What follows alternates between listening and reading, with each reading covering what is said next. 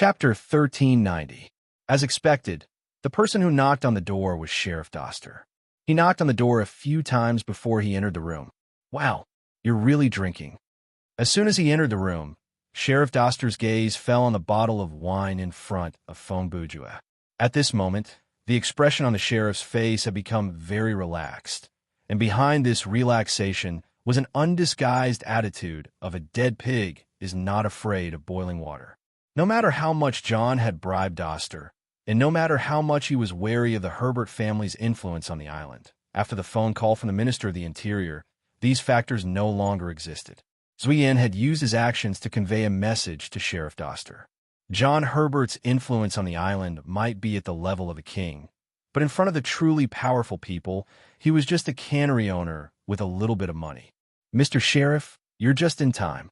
When Fong Bourgeois saw Doster, he smiled and said enthusiastically, "Why don't we try this bottle of flower bud that's worth a few £100,000? Huh." When Doster heard that, he laughed dryly. It was obvious that he had taken Brother Jew's words as a joke. "Sure, this wine is worth more than my pension. I'll be able to meet God after I drink it." As he spoke, Sheriff Doster turned to the wine cabinet and took out a glass. Then, he walked to the sofa next to Brother Jew.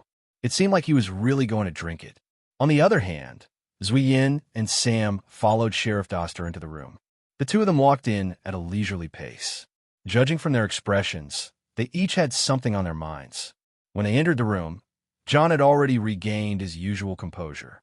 Hence, the three of them did not know about the incident regarding the red wine.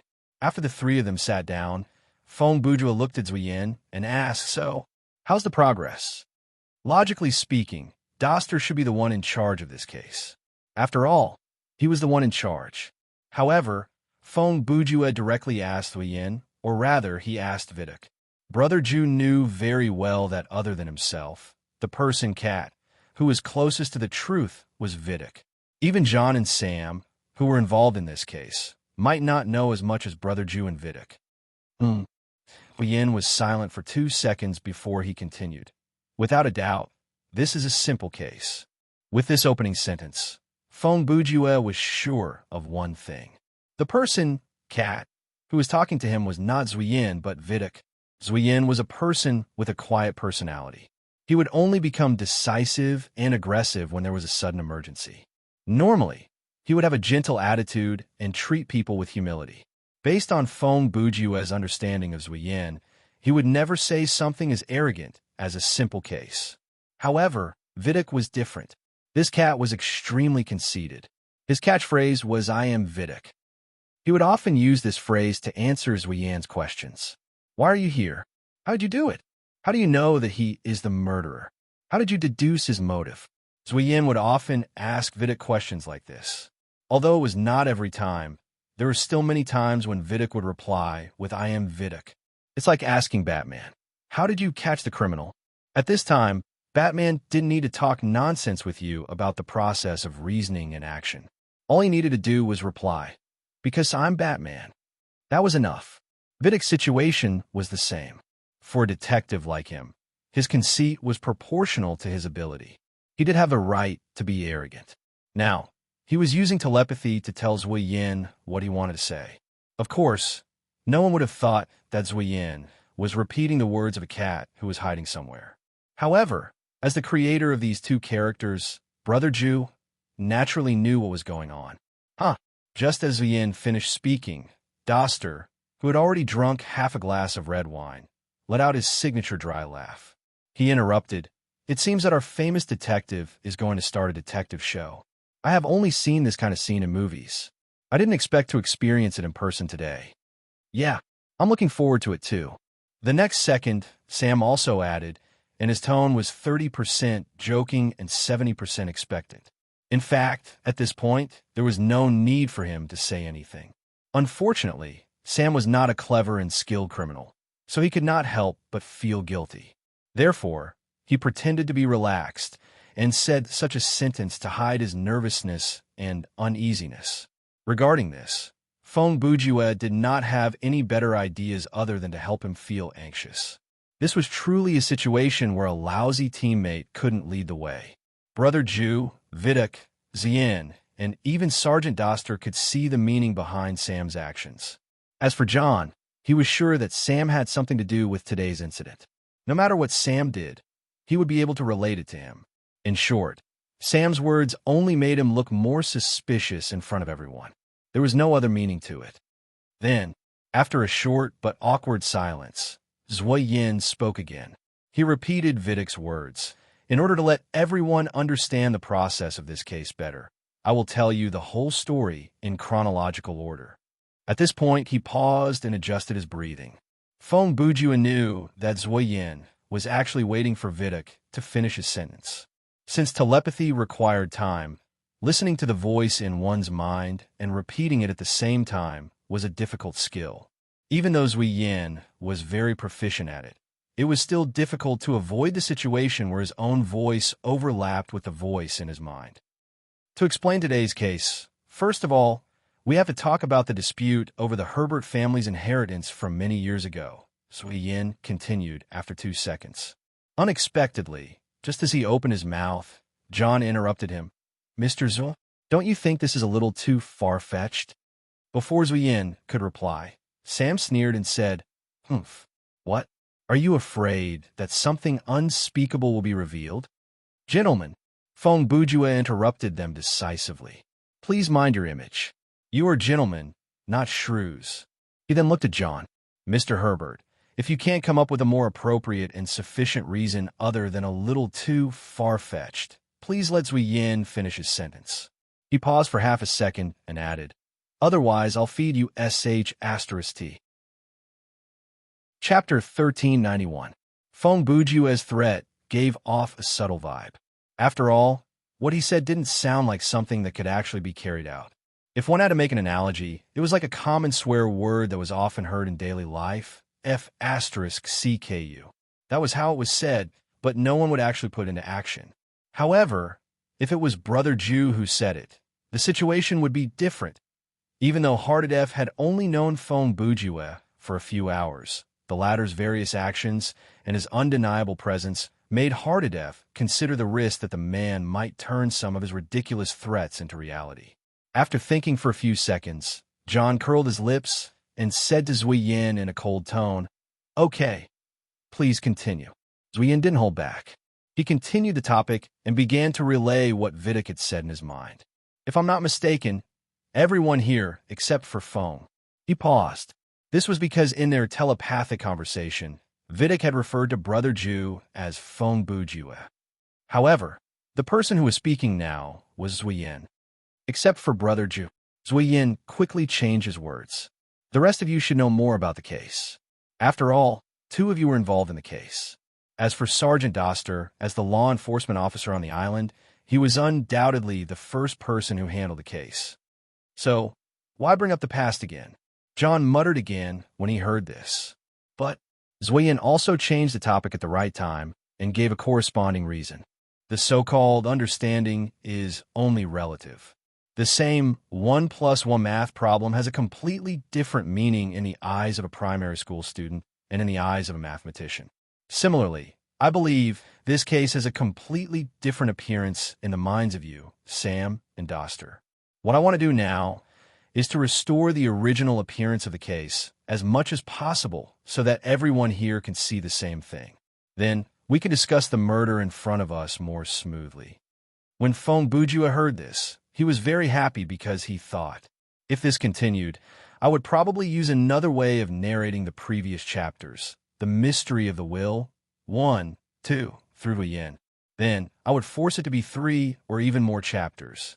Unfortunately, he was wrong. Here, I will use a simple section to skip the plot that I have already described to show that I am serious about my work and that I am extremely professional. Hence, in front of the 4 people, Zui Yin told them about the case regarding the inheritance from the beginning to the end, which was told to him by Vidic.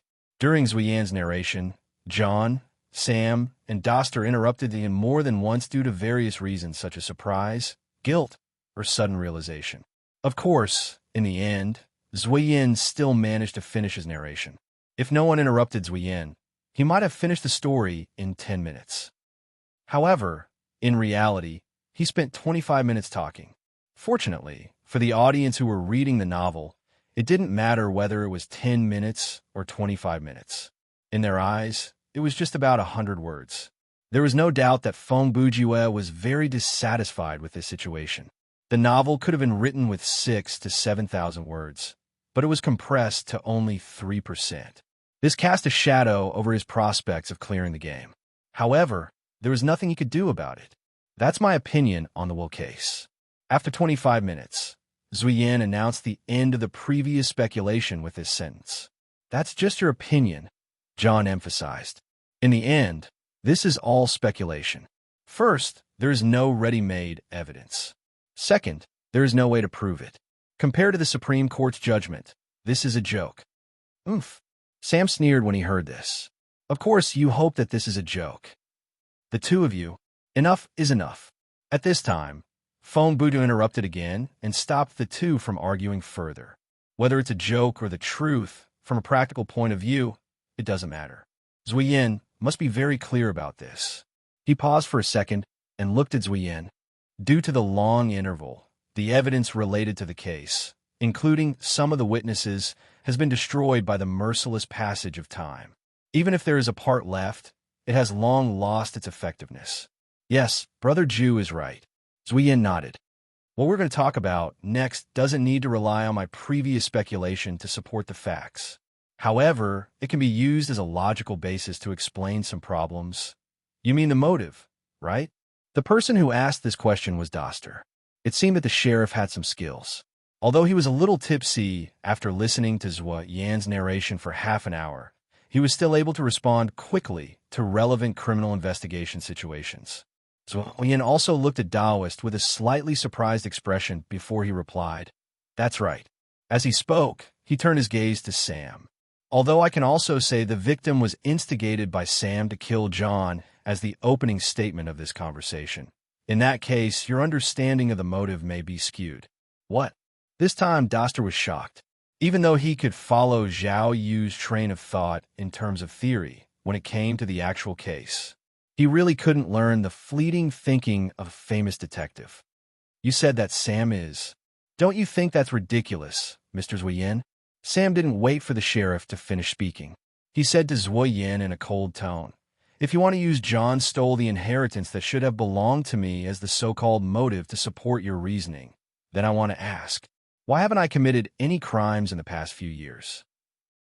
Why would I wait so many years when it's been so long to do this kind of thing again?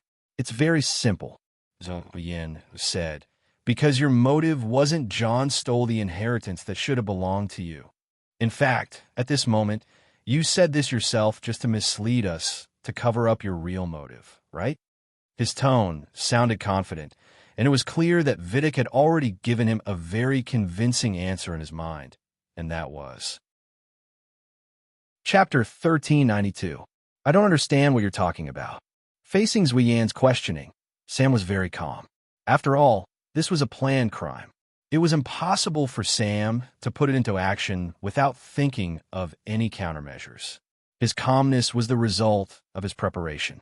"Oh," Zuyen replied. "Then I'll tell you." He paused for a moment before continuing. "As you said, if you hired someone to kill John because he took away your inheritance, you wouldn't have waited so long. Admittedly, it was very inappropriate to do it right after the verdict was issued, but in the 1 or 2 years after that, when you were at your angriest and most despondent, you still held back and didn't do it. Obviously, the matter of being robbed of your inheritance wasn't enough for you to take the risk. Even though you knew that John was the one behind this, you didn't cross the boundary of the law. Because at the end of the day, you're different from your brother. You're a good person." "Huh." John laughed dryly when he heard this to show his disdain for Zhang Heng's words. Yin ignored him and continued to say to Sam, "This is actually quite ironic. They were two brothers who grew up in the same environment and received good education. The one who was young and promising in the eyes of outsiders threw the law to the back of his mind in order to maintain his image. But the one who was only good at eating, drinking, and having fun in the eyes of outsiders still stuck to his bottom line."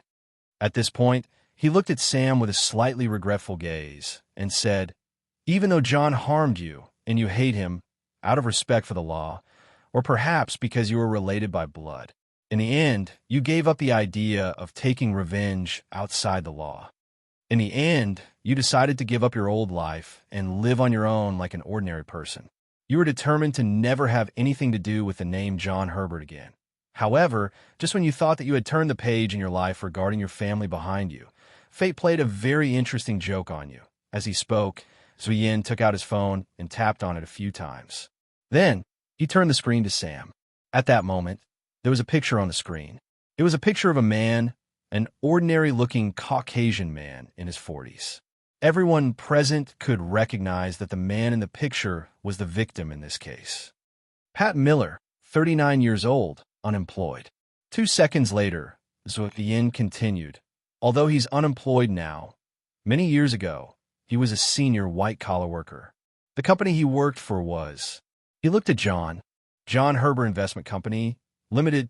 The company that Zuyin mentioned was the one that John started when he was young. Today, the company still existed, but it had become one of the many small shell companies under the Herbert Group. Generally speaking, large enterprises would play this trick. They would register in different small companies in countries. These shell companies had no office, no real business, and no employees. But every month, they would arrange for their accountants to report the accounts to maintain their existence. When a need arose, the large enterprise could use these small companies to deal with various transactions and projects that were in the gray area. Firstly, they could avoid tax, the main purpose. Secondly, in case there was a need to file a lawsuit for a certain project in the future, these shell companies could be used as a shield for the parent company. John Herbert Investment Company, Limited, was such an existence. Once upon a time, it carried John's dream, but now it was an outdated trademark that had lost its value and had lost its value. Mr. Zuyin, excuse me for a moment. After thinking for 2 seconds, John suddenly said to Zuyin, "There's something I'd like to tell you now. Yes, I knew the victim, but when the case happened, I didn't recognize him. In fact, I didn't even see his face at that time because he suddenly appeared behind me and attacked me. Moreover, I haven't seen him for a long time. Even after he died, I didn't recognize him at first glance. I just felt that he looked familiar. It wasn't until shortly before Sheriff Doust arrived that I remembered that this person used to be my employee many years ago." "What do you mean by employee?" "You're treating him like an outsider," Zuyin said. "He has been your personal assistant for more than 2 years." Hardadef's expression changed when he heard that. He thought to himself, "This kid, he's already investigated this far. At this moment, are you thinking this brat has already investigated to this extent?" The next second, Zuyin opened her mouth and directly voiced John's thoughts. "Huh." Before John could respond, Zuyin smiled and said, "From your micro-expressions and subtle body movements, I can basically guess what you're thinking. To be honest, if you met me back then, there's an 80% chance you'd be in prison picking up soap." These words were not Zuyin's, but Vidic's own words. Of course, Zuyin did not mind repeating these mocking words in an appropriate tone. Based on what he knew, he despised and hated John from the bottom of his heart. Yes, he used to be my personal assistant. So what? John was a little angry, but he did not lose his temper. He did not respond to Zuyin's mockery. Instead, he tried his best to bring the topic back to the case. "This doesn't conflict with what I said just now. I said that he attacked me from behind. Moreover, I haven't seen him for many years.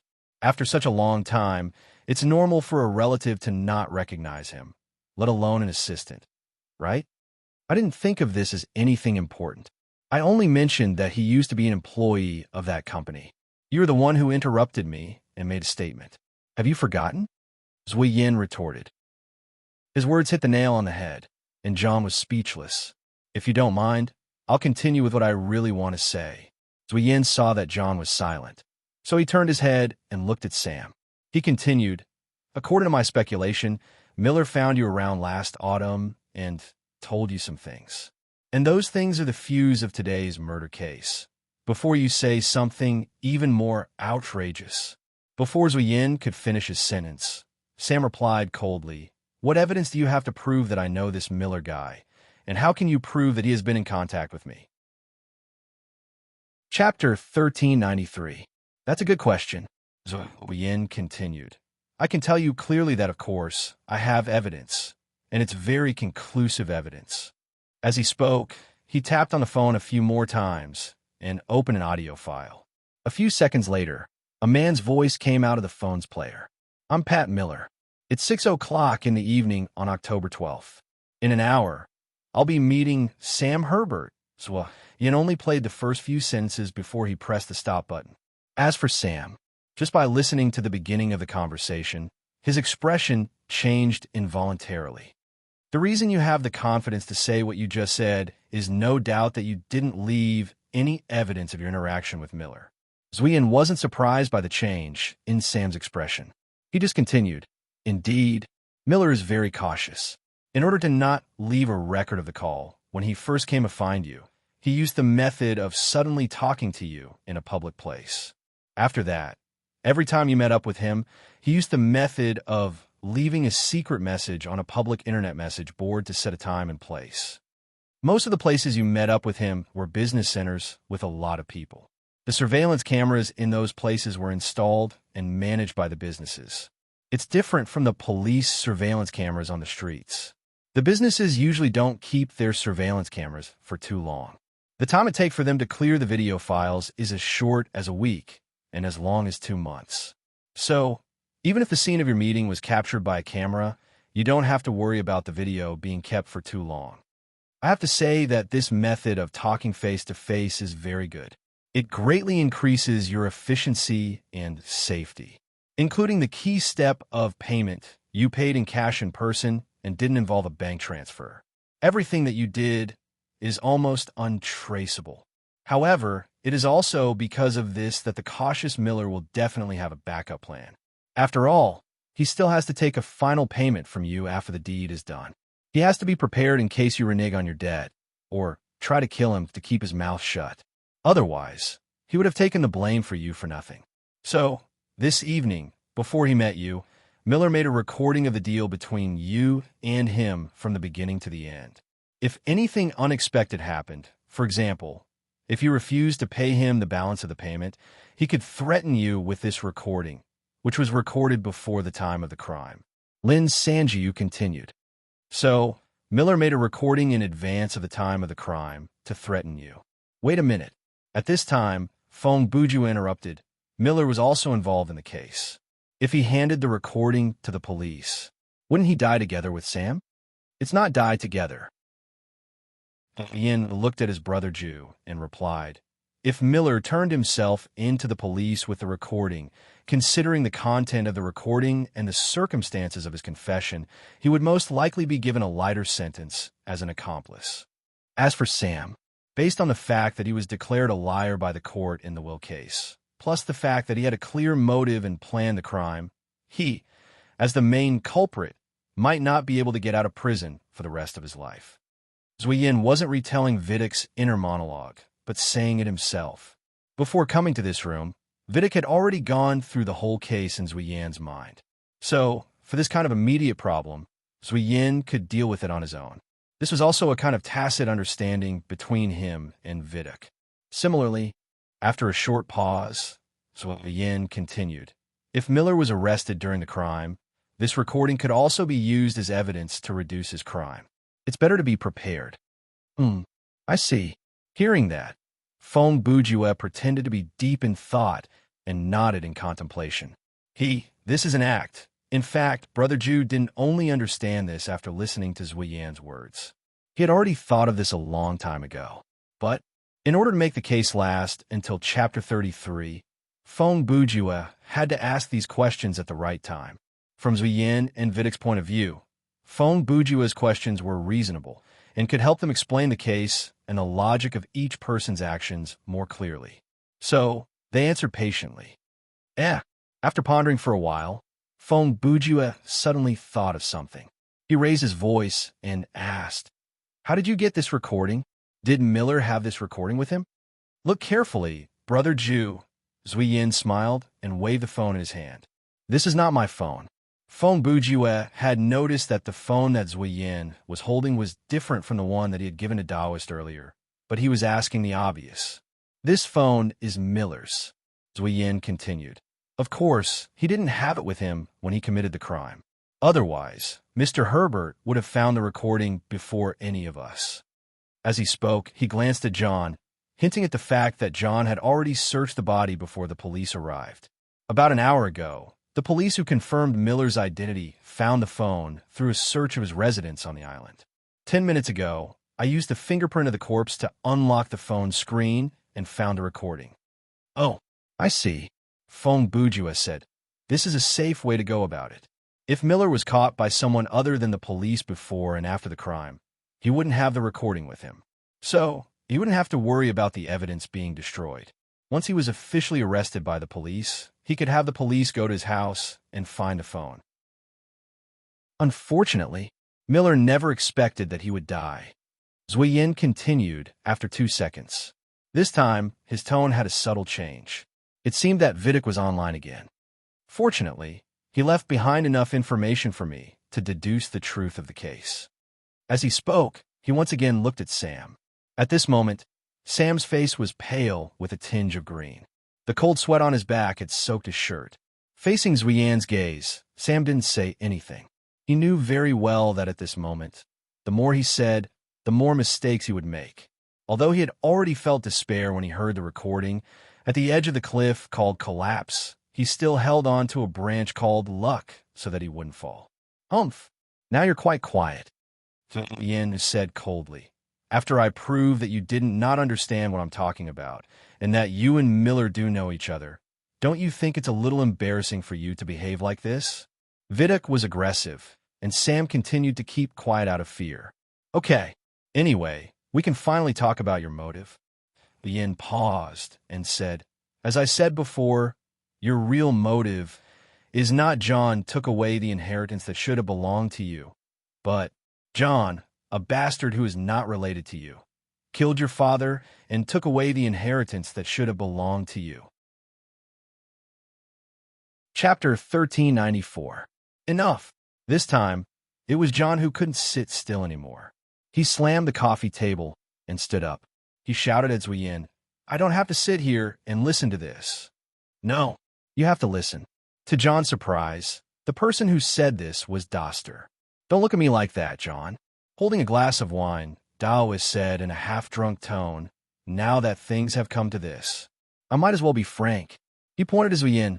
Right now, that kid is the one in charge here. He can go wherever he wants to go and do whatever he wants to do. He can arrest whoever he wants to arrest. What? John glared at Doster. His eyes seemed to say, you have received so many benefits from me, and now you tell me this when I need you? What's there to be surprised about? Fong Bujua said leisurely, he is not wearing gloves, and he is blatantly holding important evidence related to the case. Isn't that enough to explain the problem? He was right. Zuyen had done something that even Doster couldn't do, which was obviously against the rules. That meant that there was nothing that Zuyen couldn't do in this case.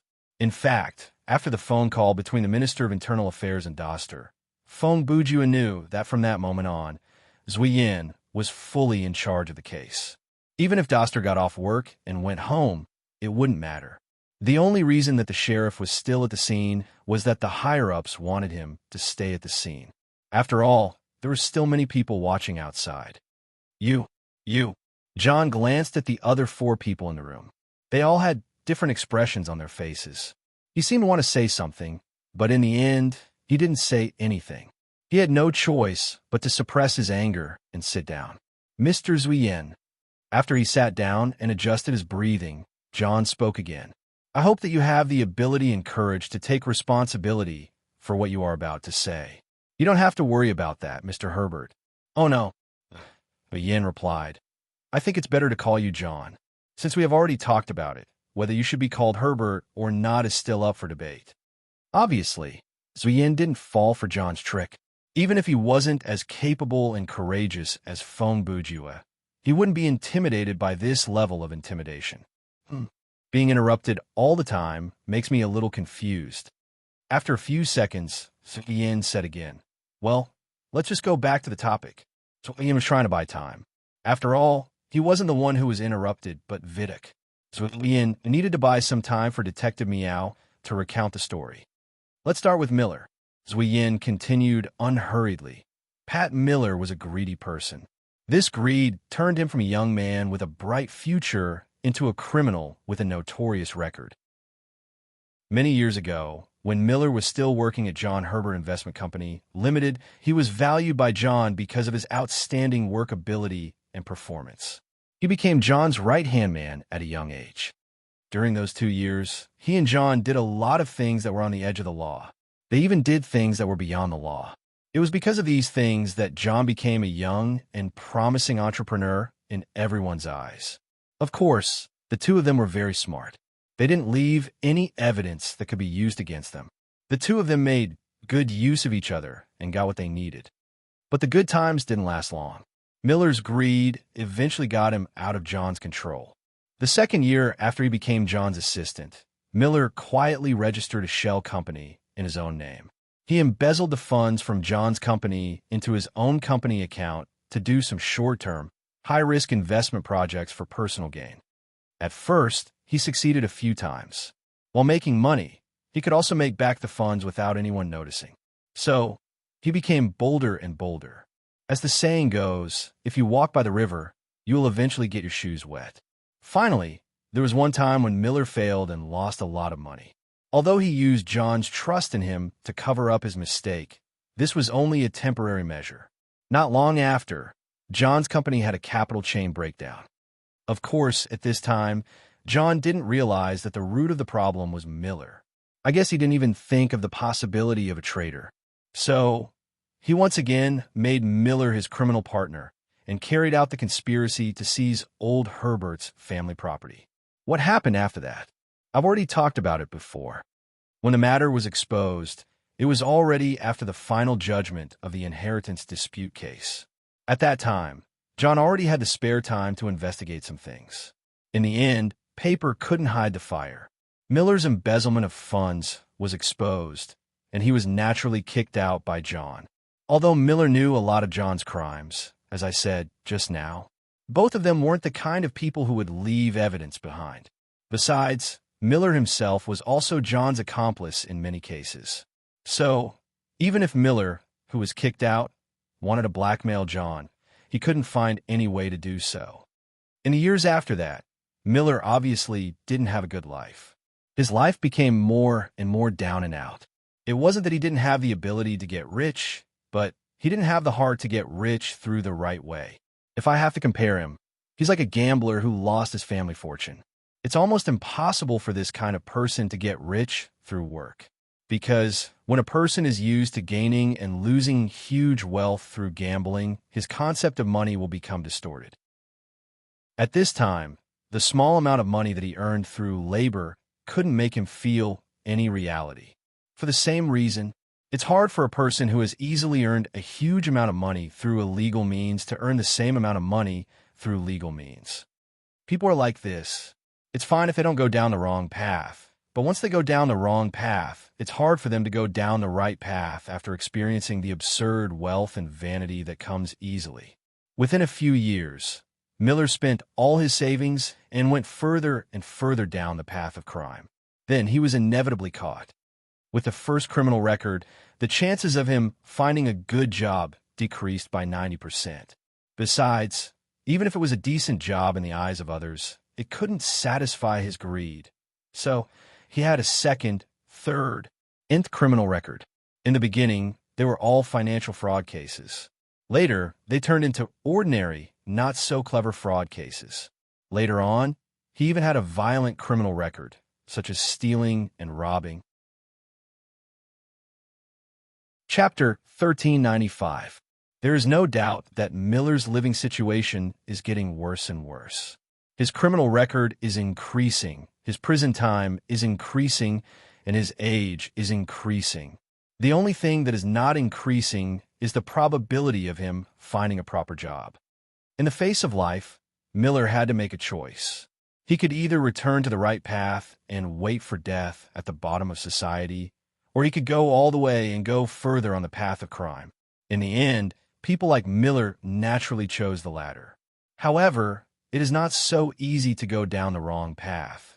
Miller wanted to join a criminal organization, but he couldn't compete with those young people who were a dozen years younger than him, but had more criminal records than him. He even thought about joining a gang, but he was white. There were not many gangs that could accommodate white people, and most of them were formed by racists.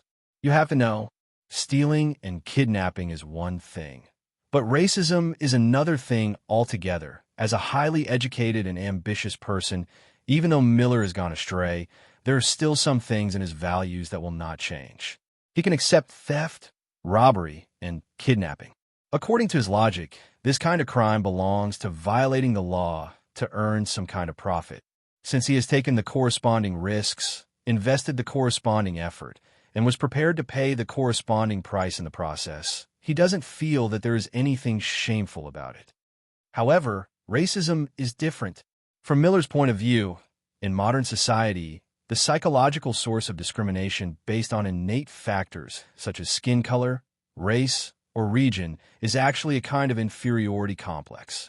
Although there are some people who join the ranks of discrimination because of the environment they grew up in, consciousness control, and stereotypical prejudice, the most hardcore racists, those who really inexplicably hate a certain region and people of a certain color from the bottom of their hearts, have a mentality that they can only find a sense of superiority based on their skin color and place of birth.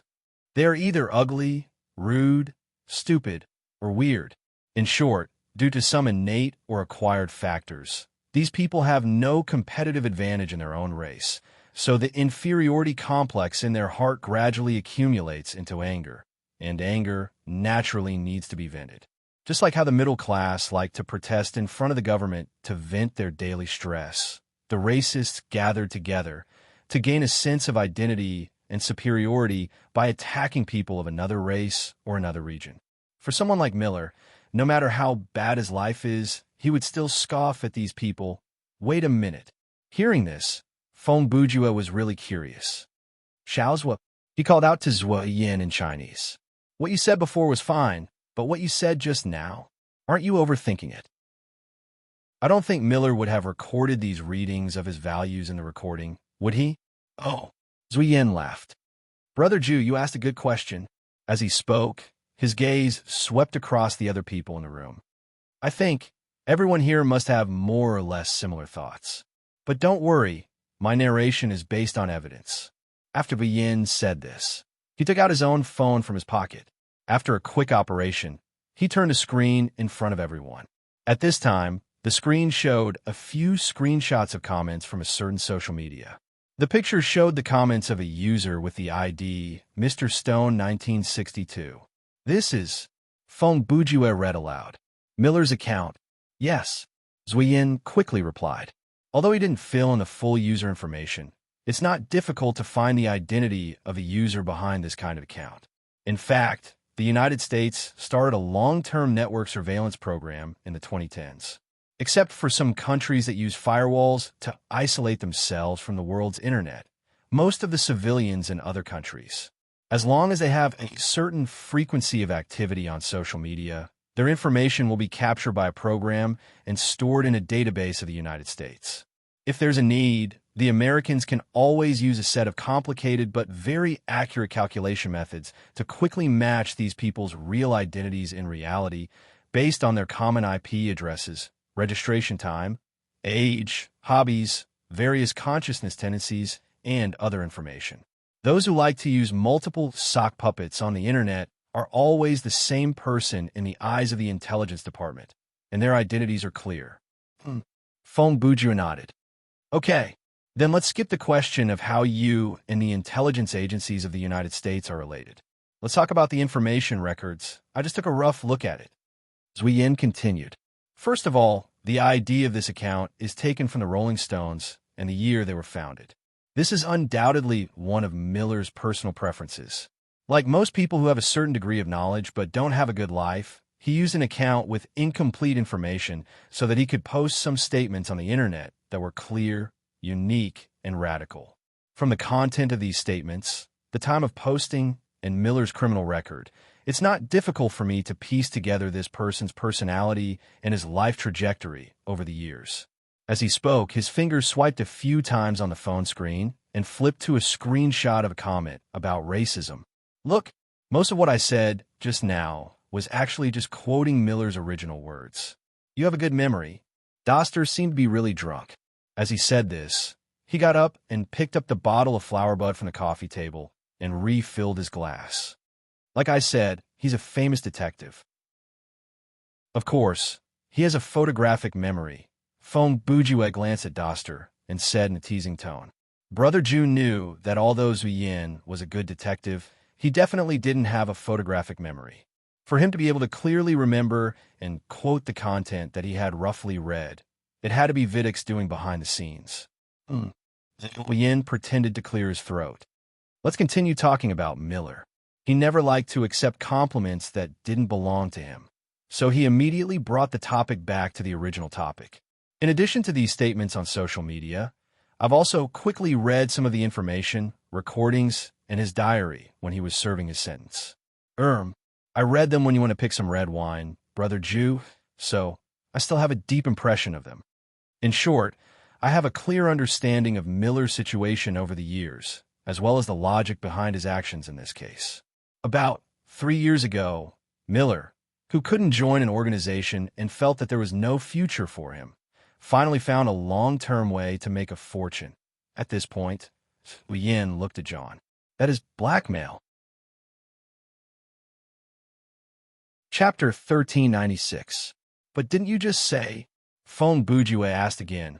Although Miller knew a lot of John's crimes, neither of them were the kind of people who would leave evidence behind. Besides, Miller himself was also John's accomplice in many of his crimes. So, even if Miller wanted to blackmail John, he couldn't find a way to do so. The despicable Fong Bujue repeated the words that Zuyin had said 2 chapters ago almost word for word, and he added a line of despicable words to it. Of course, I also know that when you read this section, you may think that the despicable author made an evaluation of Fong Bujue's words in the previous line, so he despicably added another line. Then I ridiculed myself and added another line. Then I complained about how I complained about myself. What the heck? Well, before you start to suspect that this chapter is all about the same thing, let's stop this meaningless cycle. Put down your middle fingers, and I'll get back to the topic. Also, in the years after Miller was fired by John, he was reduced to the point of being a pickpocket, but I didn't see him blackmailing John. Fong Bujue paused for a second and added to his question, then, why did he suddenly pick up this blackmail plan 3 years ago? Because, Yin replied, by chance he discovered a big secret about John. When he finished, he looked at John. John, who had been listening for a long time, had basically settled the score in his heart. He took the opportunity to say, well, I admit that I'm not related to old Herbert by blood. After all, John was a shrewd person. He knew that, at this point, this matter was destined to be exposed. As long as someone compared his DNA with old Herbert's, the result would be clear. So, he chose to explain himself to gain the initiative. 3 years ago, Miller, that rascal, came to me in a desperate situation, hoping that I could give him another job. When John said this, a look of disdain appeared on his face, and, of course, I rejected his ridiculous request, and I humiliated him in public, Zuyin interrupted. Well, that depends on how you interpret the word humiliated. I think, based on the atmosphere of the conversation at that time, I was being very polite by calling the security guard to escort him out. John was undoubtedly good at talking. As a successful businessman, it was not surprising that he had the gift of the gab. But the rascal didn't give up. He flew into a rage out of humiliation. That night, he went to the cemetery in the suburbs and dug up my mother's grave. Oh, when Fong Bujue heard this, his eyes lit up. Miller wanted to use his actions to tell you, *CK your mother. His questions silenced the entire room for a full 30 seconds. My mother passed away when I was 12 years old. Her photo is still on my desk to this day. Half a minute later, John decided to ignore Brother Ju's words and continued. She was old Herbert's first wife. When old Herbert became rich, my mother became, in Chinese terms, a wife who went through thick and thin. Like most men, after old Herbert became rich, he neglected my mother and turned his attention to some younger and more beautiful women. Sam's mother was one of them. You better watch your F***ing mouth. Sam, who had been silent for a long time, finally said something, and it was a curse that asked others to watch their words. A few years later, my mother also had an extramarital affair and became pregnant with me. John ignored Sam's words and continued. I don't know if it was fortunate or unfortunate, but when my mother confirmed her pregnancy, old Herbert didn't realize that I wasn't his child. After I was born, my mother wanted me to grow up in a better environment. So she broke off her relationship with my biological father and preserved my identity as the eldest son of the Herbert family. 11 years later, my mother passed away. A few days before she died, she called me to her bedside and told me. I wasn't old Herbert's biological son, but she didn't say my biological father's name until she died. Less than 2 weeks after her death, old Herbert couldn't wait to marry his second wife. She was Sam's mother. At the same time, he also brought Sam, who was almost 3 years old at the time, back home. Just like that, I had a younger brother. There's nothing much to say about what happened after that. The key is that night, 3 years ago, that son of a bitch, Miller, also knew that he couldn't do anything to me, but he obviously couldn't take it lying down. I guess he thought about it for a long time and finally remembered that he always saw my mother's picture on my desk. So, he thought of taking revenge on me by destroying my mother's grave. I didn't expect that Miller would unearth the truth that should have been buried with your mother forever. Zui Yin continued. Sigh. John sighed. When my mother was buried, other than the clothes on her body, there was also a necklace. I saw that necklace when I was young, and it had a picture of me inside. Later, I found out that there was another layer inside the necklace, and there was something else inside. Oh. Fong Bujua looked like he was watching an 8 o'clock show.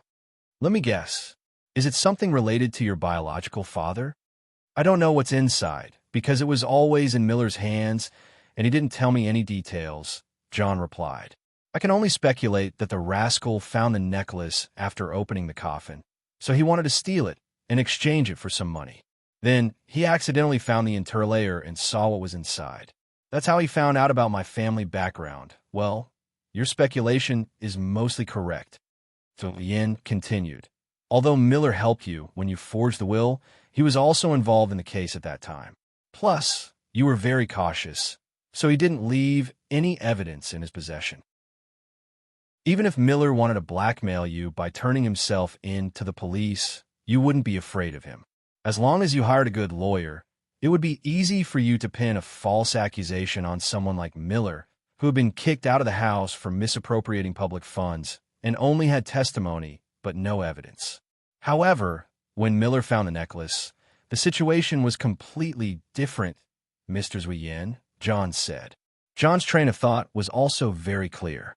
He was not led by the other party's logic. I only admitted that I was blackmailed by Miller because of my identity, but I never admitted that I forged the will. Please remember, that's all your speculation. There's no proof so far. Chapter 1397. You're right. It's impossible to overturn that inheritance case. After 7 years, all the usable evidence has basically disappeared. No matter what we say here, it can only be inference, Zuiyin continued. This is also the reason why you can maintain such a fearless attitude. I'm fearless because I have a clear conscience. John's tone carried a hint of pride. Unlike someone, as he spoke, his gaze shifted to Sam, who's about to go to prison for hiring a murder. That's not necessarily true. As Fong Buju interrupted, he stood up and poured himself a glass of red wine. Many times, a matter that doesn't seem suspicious at first glance is actually completely different from what it appears to be. When he said this, John, Sam, and Doster didn't understand what he meant. They only thought that he was deliberately mystifying things. However, Zuiyin had already sensed a trace of peculiarity in these words. Vidic, who was hiding in the dark, was startled the moment he heard these words. The feeling of being seen through almost made his hair stand on end. Zuiyin, please continue. 2 seconds later, Phone Bujua picked up the glass of red wine that had been refilled. As he walked back to his seat, he looked at Zui Yin and added, Okay. Zui Yin hesitated for a moment before he continued. At this point in time, the situation is relatively clear. What Miller knows is very fatal to John. As long as Miller reveals that John and Old Herbert are not related by blood, from a legal point of view, he's an outsider who didn't even go through the adoption procedures and lived in the Herbert family without the knowledge of the people involved. In this case, even if the so-called will was forged by Sam, it wouldn't affect the order of succession. Old Herbert never left a real will. So, after the existing will is determined to be fake, the Herbert family's property should be distributed according to the general rules of the inheritance law. The only legitimate heir to the property is still Sam. Of course, even if that's the case, John isn't really under Miller's control. After all, John has plenty of resources. If Miller spreads the news, John will definitely hire some expensive lawyers to help him fight the lawsuit. Whether it's the legal adoption or the statute of limitations of the inheritance law, it's not impossible to say that there's no chance of winning. There's no doubt that when Miller started blackmailing John, John had already calculated this debt. However, he still has a guilty conscience. God knows if there are any loopholes in the inheritance case, so John still paid the money. However, he didn't pay much. As a businessman, John naturally knows how to bargain. He also calculated Miller's debt clearly and put it on the table to negotiate with Miller. Both of them are involved in the case, and both of them have a guilty conscience. It wouldn't do Miller any good if he exposed this matter. He would just be harming others without benefiting himself. Moreover, there's the new crime of blackmail. If the two of them really fought to the death, Miller would be in a worse situation. So, after some negotiation, the blackmail turned into a situation similar to charity. For the past 3 years, John would transfer a sum of money in his personal name to an overseas account every month. The owner of the account was, of course, Miller. The amount of money was neither too much nor too little. It was about a month's salary for a middle-class person. For John, this didn't matter at all. His expenses for raising a dog were higher than this. As for Miller, at least in the beginning, this condition was not bad. This was because he was at his lowest point. People who were about to sleep on the streets usually weren't picky about money. However, it didn't take long for Miller, who was able to live a life of food and clothing without any effort, to be greedy again. After he calmed down, he must have realized that he had such a big secret in his hands, but he only got leftovers in exchange. So, he gradually became dissatisfied with his life. Then, he went to social media to vent. Then, he wanted to go back to his old business. However, he didn't want to risk giving up his stable income. In the end, the only thing Miller could think of was to renegotiate with John. However, he was rejected. Not long after that incident, he went to Sam.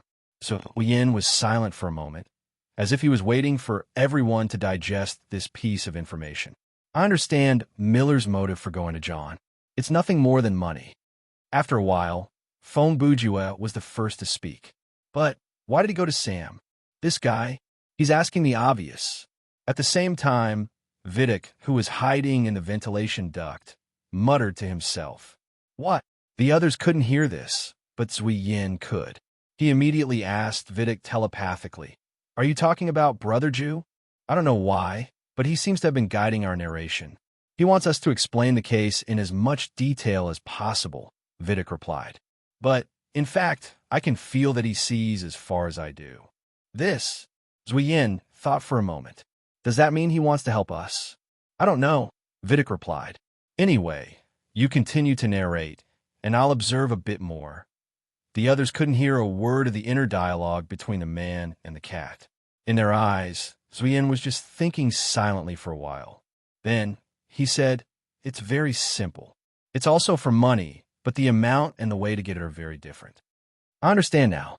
Suddenly, Doster shouted. He looked like a child who had finally solved a super difficult riddle. As long as John is killed and the secret that he is not old Herbert's biological son is revealed, then there's no need for a lawsuit. At least, The part of his property that originally belonged to the Herbert family will all be inherited by Sam. Actually, it's fine if he doesn't announce it, is what the yin continued. From another perspective, if Miller doesn't reveal the secret, then, in the eyes of outsiders after John's death, his property will also be inherited by his only brother in the world. The truth about John's background is Miller's trump card. At this moment, Sam, who had a serious expression on his face, continued, "If I'm obstructed in the process of inheriting the inheritance, he can use that to turn the situation around. Also, when he first came to me, he already knew that as long as he showed me that trump card, I would help him." Chapter 1398. So what you're saying is you've admitted that you hired a hitman. Zuyin took the opportunity to ask. This question was very important. If Sam gave a positive answer, then Zuyin would only need to briefly describe the process of the case in front of him. Then, the mystery show would be over. At most, Sam would have to give a slightly tragic confession and talk about some of the details that the detective missed, such as the psychological changes of the victims. This wouldn't take too long. However, as everyone can see, including this chapter, there are still 7 chapters to go before Chapter 33. If the situation continues to develop at this pace, Feng Bujue's mission will fail, and my shameless, oh no, unexplainable writing skills will be questioned. Sam opened his mouth. Judging from his expression and the tone of his voice when he said the first word, it was obvious that he was ready to admit his guilt. At the end of the day, he was still a good person. At least, he was much better than John and Miller. At this point, he felt that there was no need to struggle anymore. He would bear the consequences of his hatred. But, of course, he won't admit to such a thing. At that moment, Feng Bujue shouted loudly and interrupted Sam, attracting the attention of everyone present, including the cat. "Mr. Feng, Sam seemed to want to say something to Brother Ju. However, Brother Ju just waved his hand at him and smiled. "Don't be in such a hurry to express your opinion. He paused and looked at Zuyin. "Let's listen to Zuoyan's reasoning first." Sam hesitated when he saw Feng Bujue's expression. That confident smile and confident tone were like a shot of adrenaline, reigniting Sam's hope. Okay, Sam replied, and then looked at Zuyin without saying another word. "TSK. He almost took the bait," Vidic said in the dark. "This guy is really up to something. So what should we do now?" Zuyin heard this and immediately asked telepathically, "Continue?" Vidic replied, "Anyway, I'm almost done." "Okay, then I'll continue." Zuyin didn't beat around the bush. After he received Vidic's instructions, he directly said, "About a year ago, Miller managed to find Sam and told him the secret of John's identity." Sam was doubtful at first when he heard such unbelievable news. Obviously, he still had some feelings for John. After all, he was still young when he entered the Herbert family, and he didn't know that he wasn't related to John by blood when he was a teenager like John. Of course, Sam didn't completely disbelieve Miller. So, in the next year, they met a few more times. Every time, Miller would gather some new evidence to prove his theory. At the same time, he spared no effort to use his eloquence to try to convince Sam logically. Finally, after a year, Miller got some conclusive evidence. We still don't know what the evidence is, but according to my guess, he must have managed to get a sample of John's DNA. For example, a strand of hair somewhere. Considering that John would leave Kochi Cody for a few months every year, and his whereabouts weren't that difficult to track down, it wouldn't be difficult for Miller to get a few strands of hair. As you can imagine, when Sam saw the evidence, he was naturally furious. He could tolerate his brother's scheme to take away the family's inheritance, but he could not tolerate an outsider, a person who had never treated him as a brother from the beginning to the end, setting him up like this. More importantly, after confirming John's identity, when Miller told Sam that old Herbert was also killed by John, there was no need for further proof. In summary, the hatred of killing his father, the hatred of stealing his wealth, and the stigma of being a liar. After Sam, who had been deceived for many years, learned the truth, the fire of revenge that had suppressed for many years was naturally reignited, and the fire was blazing. His life had gradually stabilized. Overnight, he was left with only one goal: revenge. To achieve this goal, he would do anything. Miller saw through this and proposed a good idea to him. The two of them would work together to kill John. Then, Sam would inherit his inheritance. Finally, the two of them would sit on the ground and split the money. I have to say, this idea is really good. It's definitely a win-win plan. Both Miller and Sam hated John, and John's death and his huge wealth were the best way to appease their anger. Just like that, after the two of them planned for a month, they came up with a plan that they thought was brilliant. At this point, Zui Yin paused for another 2 seconds. Next, he was going to retell the story of the murder case. So, we can go back to my initial evaluation of this case, a simple case. The story is roughly as follows. Yesterday afternoon, Sam came to visit John without any warning. His sudden visit after so many years undoubtedly came as a surprise to John. But it is precisely this kind of surprise attack that usually works well. Think about it. If Sam had informed John of his arrival through some means of communication, John would have had time to think and prepare. Then, John would have thought of an excuse to avoid or refuse to see him. Then, Sam suddenly came to the door of the mansion and asked to enter. John didn't have much of a choice. Caught off guard, John let him in. Sam, who had returned home, acted as if he wanted to catch up with John. He was very friendly. After having afternoon tea, snacks, and chatting with John for more than an hour, he had figured out 2 important pieces of information. First, he wanted to know which room John's bedroom was. Second, he wanted to know the phone number in John's bedroom. To be on the safe side, after saying goodbye to John and returning to the hotel, Sam made a phone call to greet John. He also thanked him again for his hospitality. The real purpose of Sam's call was to confirm the authenticity of the phone number. At this point, the preparation work for the murder plan is considered complete. So far, the preparation work for the murder plan is complete. At dusk, Sam left the hotel again. He took the money that he was going to give to Miller and went to meet him at the agreed location. As I said before, in order not to leave any records in the communication department, the two of them never called each other.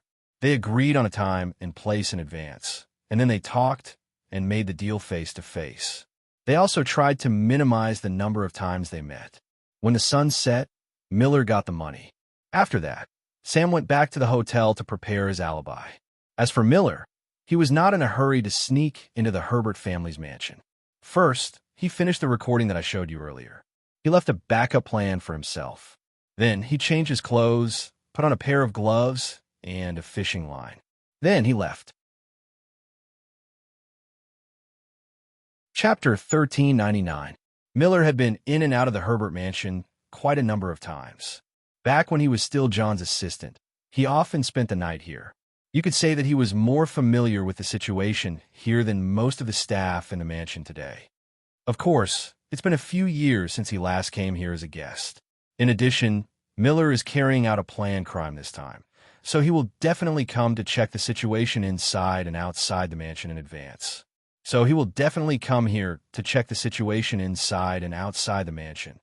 But no matter what, after combining some of the information that Sam obtained yesterday afternoon, for Miller, sneaking into this house is not a difficult task. So, around 10 o'clock at night, Miller took advantage of the darkness and climbed over the wall in an area without any surveillance cameras to enter the Herbert mansion.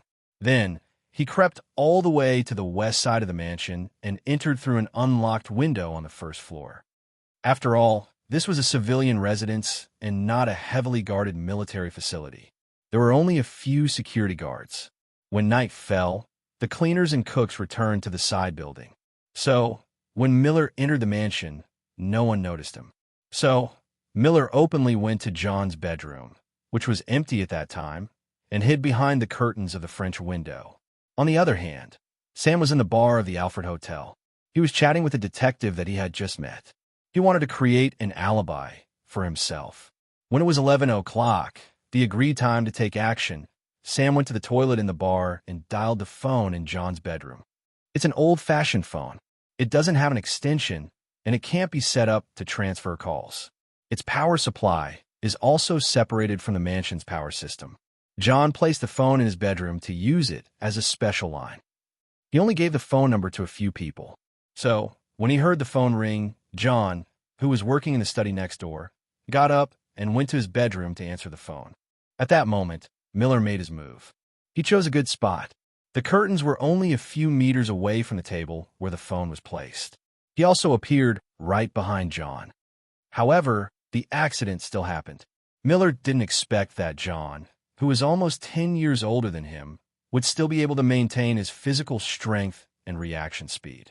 After struggling for a while, John turned around and bumped into Miller's body. Miller stepped on the carpet, slipped, and hit the back of his head on the corner of the table. This collision carried the weight of 2 adult men and caused irreparable damage to the back of Miller's head, causing him to die on the spot. At the same time, Sam, who heard the struggle on the other end of the phone, also noticed that something was wrong because the last gasp he heard wasn't Miller's, but John, who was supposed to be dead. A few seconds later, John, who had caught his breath, naturally recognized that the assailant was Miller. He quickly realized that Sam's sudden visit during the day had something to do with the call just now and Miller's sneak attack. Thinking of this, he quickly hung up the phone. What happened after that? Everyone should be clear about it. By the time Zui Yin finished speaking, the entire process of the case had basically been presented to everyone. The 4 people in the room fell into silence again.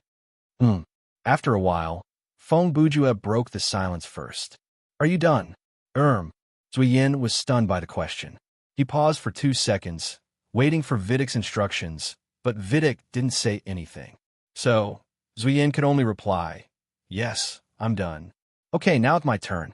Feng Bujue swirled the red wine glass in his hand and said leisurely, what else do you want to say?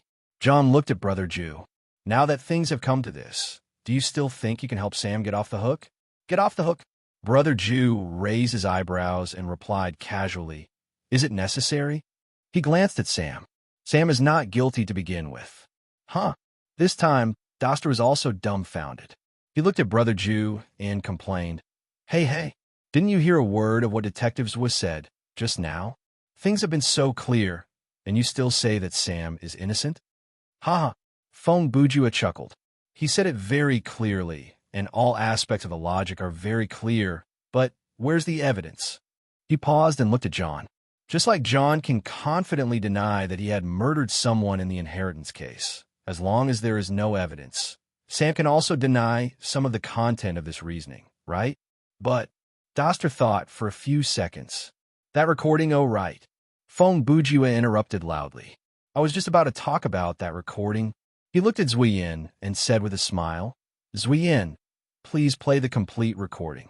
D*M in it. At this moment, Vidic cursed in his heart. This kid saw through it. After Brother Ju finished speaking, Ian hesitated for a few seconds, then sighed. He took out Miller's phone again and pressed the play button. Miller's voice came out of the phone again. I'm Pat Miller. It's 6 o'clock in the evening on October 12th. In an hour, I'll be meeting Sam Herbert. This time, Zui Yin did not press the stop button, but the recording did not continue. A few seconds later, John, Sam, and Doster realized something, and the expressions on their faces changed. See, as I said, Feng Bujue shrugged and said, many times a matter that doesn't need to be questioned at first glance is completely different from what it appears to be. You? A second later, Zui Yin asked on behalf of Vidic, how did you know that the recording was only this long? It's very simple. Feng Bujue replied slowly. In the process of your reasoning, you used the phone a total of 3 times. The first time, you used Miller's phone to show us Miller's photo. The second time, you used Miller's phone to play the recording. And the third time, you used your own phone to show us Miller's speech on the social networking website. During the first and third times, you turned the phone screen to us to show us. Only the second time, you didn't do that. At first glance, this is normal, because the first and third time, you wanted to show the image, but the second time, you only wanted to show the sound. But when you pressed the stop button, you were indeed a little anxious. You pressed the stop button almost before the last syllable of the last word ended. This made me suspicious. Chapter 1400. I remembered this detail and continued to listen to your statement. Your analysis of the case and the interpretation of the psychology of the few involved in the case were reasonable and excellent. However, in some parts, you still used words like according to my estimation and inference. This made me wonder how much information the recording could provide. Why do you still use so much logic instead of straightforward information to support your statement after you have such irrefutable evidence? Until you said to John, the available evidence is basically lost. Whatever we say here can only be inference. This is also why you can maintain such a fearless attitude. Although your statement was not directed at Sam, it gave me an idea. I immediately understood that the recording was actually a trick. In fact, from the beginning to the end of the recording, there was only one sentence. Miller only recorded this sentence before he met Sam, at 6 o'clock in the afternoon, to prevent any accidents from happening during the meeting. According to his idea, once there was a problem in his negotiation with Sam, he could bluff and threaten him by saying, I've already recorded the conversation before I came here. If you don't do as we agreed, or if you plan to kill me to silence me, the recording will be made public or something like that. But what about after meeting Sam? Miller didn't finish the recording, as you said. It's true that Miller is a cautious person, but his scheming is far from what you said. What measures to deal with after being arrested, and the situation of being caught by someone other than the police. If he could consider the problem to that extent, he wouldn't be a criminal who has a pile of criminal records and almost ended up on the streets. Instead, he would be a successful person who has become rich again through crime. As long as you think about it carefully, you will understand. Miller wouldn't have left the recording that you said, recounting the deal between him and John from the beginning to the end. The reason why you said that was to trick Sam. After listening to your so-called beginning of the recording, if Sam was really guilty, he would naturally feel hopeless in the face of such solid evidence. If he was lucky, he would probably confess under pressure. At this point, Fong Bujue turned to look at Sam with a smile.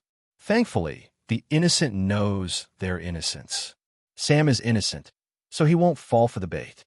This guy already took the bait. You were the one who pulled him off the hook by force. Okay. At that moment, Zuyin and Vidic both roared in their minds. However, it was a fact that they cheated, so it was not appropriate for them to act out. Ha! Ha ha! Sam, who had survived the ordeal and was still a little scared, felt a little like a zombie coming back to life. He couldn't help but laugh out loud and wipe the cold sweat on his head. Yes, yes. Mr. Fong is right. I was innocent in the first place. Ha ha! His hearty laughter sounded extremely ear-piercing to John's ears. Cut the crap, John immediately shouted. Then how do you explain? You suddenly came to me yesterday afternoon and asked for the phone number in my bedroom, and the 2 calls you made to me after that. I was attacked on the second call? Coincidence. Before Sam could respond, Fong Bujue rushed to give an almost shameless and unbelievable answer. What? John couldn't believe his ears.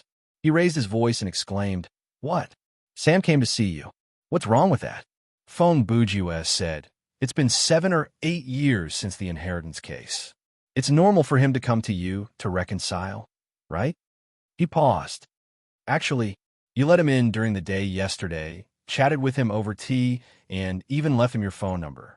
That's enough. At least yesterday. You also thought that this was the case, right? You mean, I was attacked by Miller on the day he came to me to reconcile, and the attack happened at the same time he called me for the second time in a row on the same day? John suppressed his anger and asked, No. There's only one coincidence. Fong Bujue said that is, the day Miller attacked was also the day Sam came to you to reconcile. He spread his hands and put on a matter-of-fact expression. I think that's normal. The boat that goes to the island doesn't come every day. They came to the island on the same boat, so the attack happened on the same day. What's so strange about that? He paused for half a second and said, As for the phone call, it's not really a coincidence. Let's think of it this way. Miller was hiding in your bedroom, waiting for an opportunity to attack. Suddenly, the phone rang. He had an idea and hid behind the curtain not far from the phone. He wanted to take advantage of the time when you were answering the phone and distracted. Okay, okay, John nodded. Then I'd like to ask, why did? In the past 7 years, when Sam didn't know about my background, he didn't come to me to reconcile. However, when he learned from Miller that I wasn't related to him by blood, he came to me to reconcile. Who said that he knew about your background from Miller? Phone Bujue used one question to answer another question. This. John instinctively looked at Zuoyin. I said it. Zuoyin was still relatively calm. Of course, you can say that what I said was just speculation, but Sam also confirmed it, right? No. Phone Bujue said, glancing at Sam. Have you confirmed anything? Sam didn't know how to answer. Phone Bujue did not need a teammate of this caliber to answer for him. Before Sam could finish his brother Ju cut in. If you're referring to the sentence that he said, John's real identity is Miller's trump card, then you are referring to Miller. In case I'm blocked in the process of inheriting the inheritance, he can use that to turn the situation around. Also, when he first came to me, he already knew, as long as he showed me the trump card, I would help him. If that's the case. He repeated Sam's original words at the end of chapter 26 word for word, and then said, then I have to remind you, that sentence is just a speculation plot that Sam said along your line of thought. I also said such a sentence to John today, but this doesn't mean that we agree with what you said. Don't forget, after he said this sentence, you took the opportunity to ask him, does he admit that he hired a hitman? In the face of that direct question, he didn't give a definite answer. This is the difference between agree and answer. You still have to understand. Chapter 14:01. So, according to you, John continued, Sam actually didn't know about my identity from Miller, so he came to the island yesterday to reconcile with me? Yes, Phone Bujue replied without hesitation. Ridiculous, John exclaimed. Then how do you explain Miller's recording? And how do you explain Sam giving Miller money? It's simple, Phone Bujue said. Miller was blackmailing Sam. John was so shocked that he didn't know what to ask next. If what you said is true, Zuoyin was still the clear-headed one. He immediately continued, then I'm curious. How did Miller blackmail Sam? Does he have any dirt on Sam? Yes. Phone Bujue looked as if he had already thought of the answer. This time, even Sam was shocked. He asked himself in his heart, did he? Let me reconstruct what happened a year ago and correct the mistakes in your reasoning. Phone Bujue continued confidently. About a year ago, Miller didn't find Sam. Instead, he bumped into him on the street. After Miller recognized Sam, his sophisticated criminal mind immediately made him think that this person in front of him had something to gain from him. So, he followed Sam and found out where he lived and worked. Then, he appeared in front of Sam and threatened him. I'm going to tell your colleagues and friends your real identity. Wait a minute. Zuoyin had already heard some clues from these few sentences. He interrupted and asked, what do you mean by real identity? Phone Bujue replied with a smile. Regarding that, none of us here know about it, but since last night, I have had quite a long chat with Sam, so I know. He paused. Now, Sam is living in New York. In America, the name he uses is not Sam Herbert, but Sam Parker. What? Doster's eyes widened as he exclaimed. There's nothing strange about that. Phone Bujue said, why don't you put yourself in my shoes? Let's say you're a rich playboy who mingles in the social circle every day before the age of 30, and your father happens to be a rich man whose face and name are printed on canned food and is well known in Europe. One day, you suddenly lose all your property in a lawsuit, and you're branded as a liar. What should you do then? How can you start living like a normal person again? Go to the other side of the ocean, conceal your identity, and change your appearance. Ian muttered to himself as he read out the answer. Brother Ju snapped his fingers. Correct. At the same time, he looked at Zuoyin with approval, but the latter was not happy at all. A few seconds later, Phone Bujue continued. There's no doubt that the reason Miller blackmailed Sam is because of this. Over the past 7 years, Sam has finally gained a foothold in the United States. He has a well-paid, stable job that allows him to display his talents and realize the value of his life. He also has a girlfriend who is good enough to talk about marriage and some real friends who are not just fair-weather friends. Under such circumstances, if Miller came out and told everyone around him that Sam was a liar and that his identity was fake, I'm sure you can imagine the impact and consequences it would bring. In conclusion, Miller has enough capital to blackmail Sam. When he said this, Sam's face was full of WTF. But in his heart, he was muttering, "If I didn't know that I was hiring a hitman, I would have believed him." In the following year, on the other side, Fong Bujue continued his narration. Sam continued to give Miller quite a bit of money. Just like you said, he looked at Zuyen to not leave behind any evidence. Miller has been using the method of leaving a code on the public message board to ask Sam to come out and hand over the money in person, and he chose to do so at a public place. Why would he do that? Of course, it's because he was blackmailing Sam. He didn't want to leave any evidence like a call record, and he also wanted to prevent Sam from harming him in a place where no one was around. When Miller received the money, he asked Sam to pay him in cash, just like yesterday. That way, there wouldn't be a record of the bank transfer. Wait, John interrupted again. You just said that it was a coincidence that Miller and Sam came to the island on the same day, but now, that's just now. Fong Bujue did not even allow the man to finish his question. Earlier, I was merely responding to your *T and giving you a logical explanation. That explanation was to show you that without any evidence, using coincidence can easily refute your question. And now, I'm talking about the real case. Are you trying to say, so he narrowed his eyes and took over Brother Jew's words?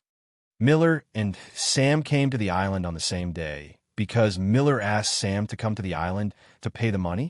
Idiot, you've been led into his logic. Vidic reminded Zuyen in the dark, but it was too late. Zuyen had already said it. Well, you're indeed a detective. Your reaction is fast. Fong Bujue continued. Then, Sam, who came to his hometown, suddenly felt a little melancholy and emotional. He recalled the grudges of the past. He felt that family was the most important thing. Anyway, he was living a good life now. So, he suddenly decided to visit John and reconcile with him. Enough is enough. John couldn't stand it anymore. At that moment, John and the other two people in the room were like women who had been pressed to the ground and raped. However, this kind of violence came from the level of thinking. According to what you said, no one paid Miller to do it, right? Then why did he want to kill me? John shouted. To let Sam inherit your inheritance, Fong Bujue said. John didn't know how many times he had reacted like this. He was about to cry. Isn't it obvious? Fong Bujue said. Miller blackmailed both of you at the same time. Although you were rich, you only gave him a small amount of money every month. Sam, on the other hand, gave him a large amount of money every time. Comparing the two, of course, Miller felt that blackmailing Sam was more cost-effective, but he also understood that Sam didn't have that much money for him to exploit. So, from Miller's point of view, what do you think could be done to adjust this situation? Chapter 1402. I don't know.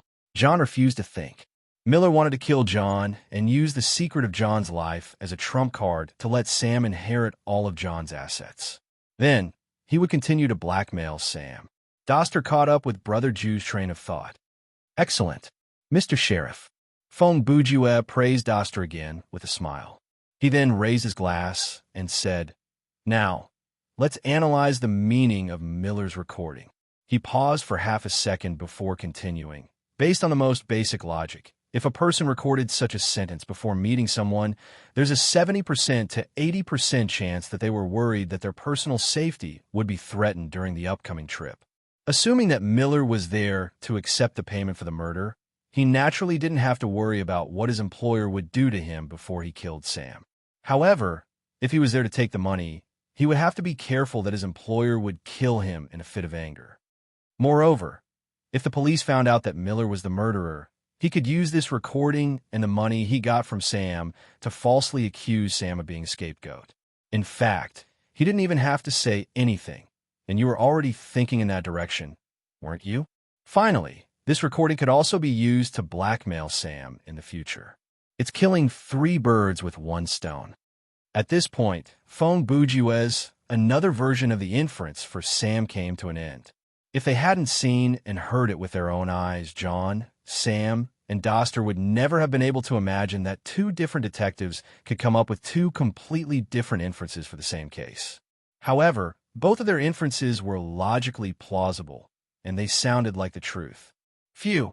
After a while, Sam let out a long sigh and took out a pack of cigarettes from his pocket. As he lit the cigarette, he grinned and lowered his head. Sorry, I have to smoke now. Oomph. The next second, John glared at Sam and snorted. Do you really think that you can get out of this case just because of this phone guy's nonsense? His tone was as cold as the north wind in December. After all, the two versions of the inference that we heard just now were just speculations made in the early stages of the case, before the investigation and evidence collection work was fully carried out.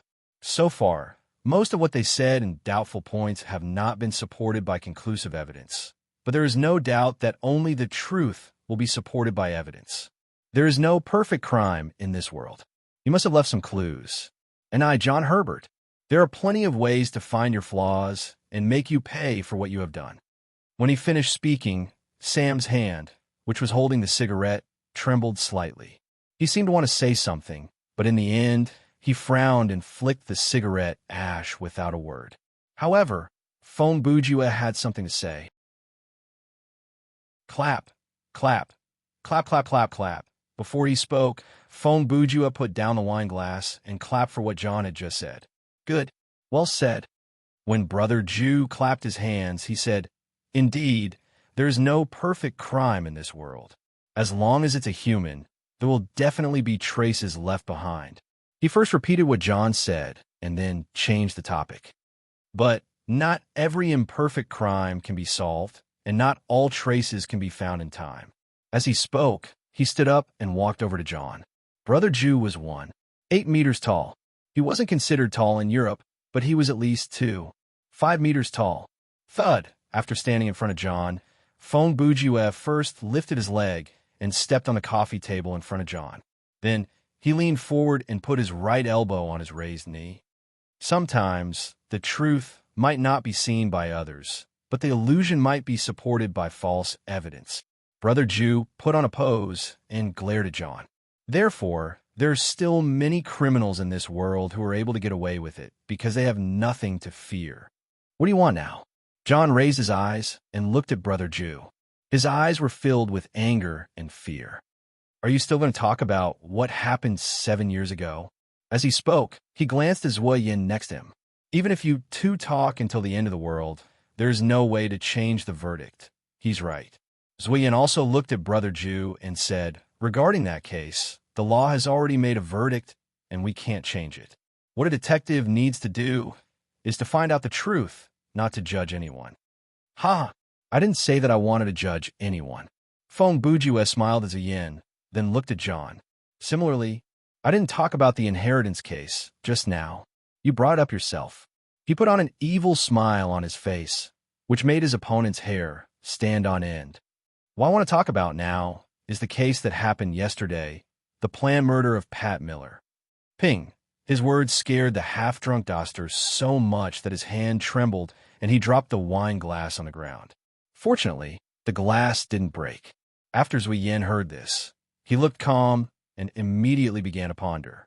When John and Sam heard this, they were no longer calm. The former cursed in his heart. Motherf asterisk cur. The latter's mouth twitched as he laughed dryly. He thought to himself, Brother Fong, you're going against the law. You hired a murderer to kill someone, but you turned it into a case where the victim wanted to murder the killer. This is no longer a matter of the law. This is unreasonable. Hey, Detective Fong. 2 seconds later, Doster said what was in Sam's heart. It's so obvious that it was self-defense. Why did you say that John murdered Miller? Isn't that a bit unreasonable? Unreasonable? Fong Bujue said. A person who has no blood relationship with old Herbert took away all his property, and the real heir of the Herbert family had to bear the stigma and be kicked out of the family. He even had to give up his family name. Does this make sense? You've been a sheriff on the island for decades, but you were robbed of the command of the crime scene by a 19-year-old college student. Does this make sense? A case that could have been solved in 1.5 hours has already been turned around by me. Do you think I still need to reason with you?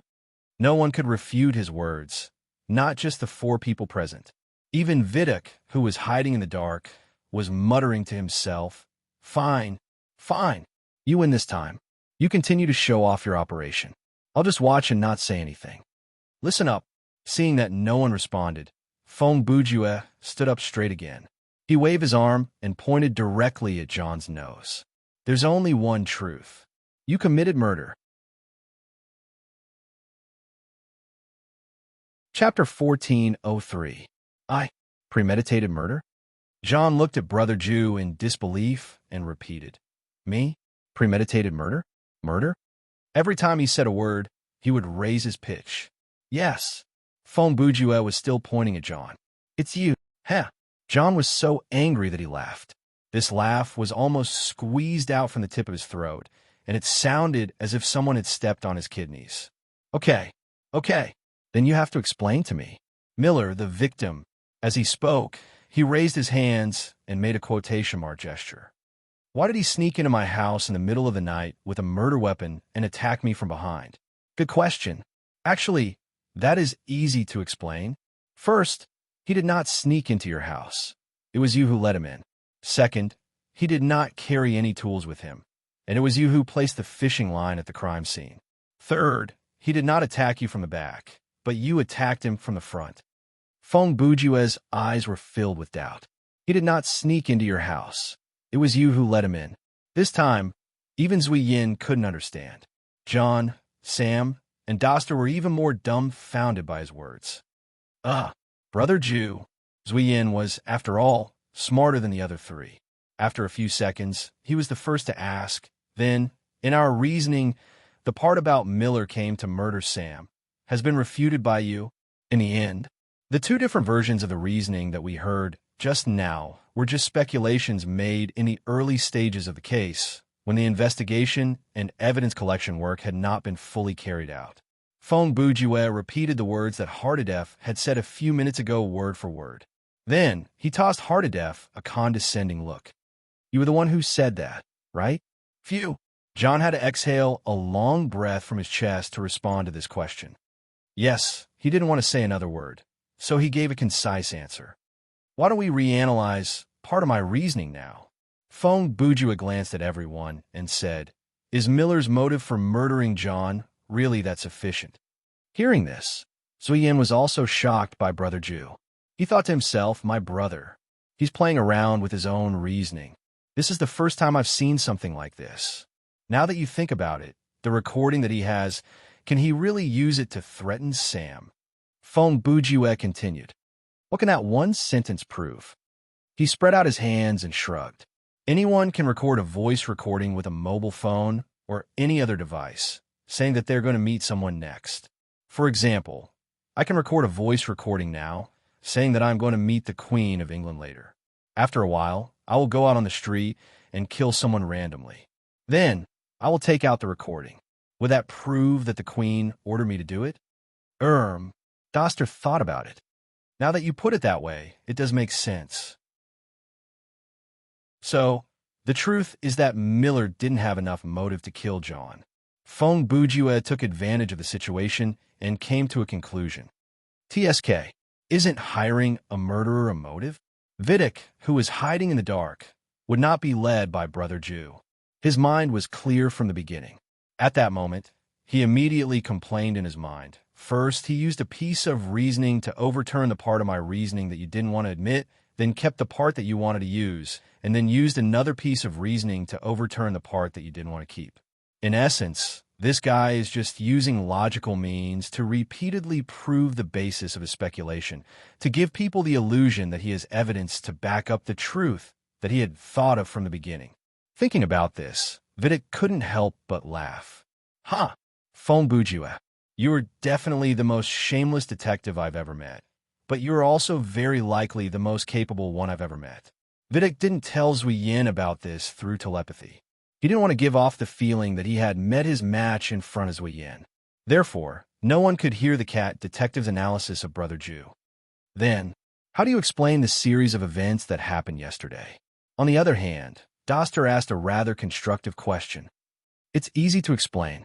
Phone Bujua said, if we look at it from the perspective of each of the three people involved in the case, the situation is very clear. First, let's look at Sam. He was blackmailed by Miller and came to the island to hand over the money. However, after arriving on the island, Sam decided to reconcile with John at the last minute. So, he went to visit John during the day and gave Miller the money at dusk. At night, he was drinking in the bar when he met me. As for Miller, he blackmailed Sam and John at the same time. Why did he ask Sam to come to the island to give him the money this time? Because he happened to be on the island for the past few days. What was it? Of course, he wanted to negotiate with John and blackmail him for more money. At dusk, after Miller took the money from Sam, he waited at his place. He waited until late at night before he went to Herbert Manor. From here on, let's start from John's point of view. John had been blackmailed by Miller for a long time, and Miller had asked him for more money more than once in the past year. John felt that it was not a good idea to let this matter drag on. His identity was in the hands of someone like Miller, and the blackmail would be endless. In order to solve the problem once and for all, John and Miller agreed to negotiate again about this matter. So, at around 10 o'clock last night, Miller came to the mansion as promised.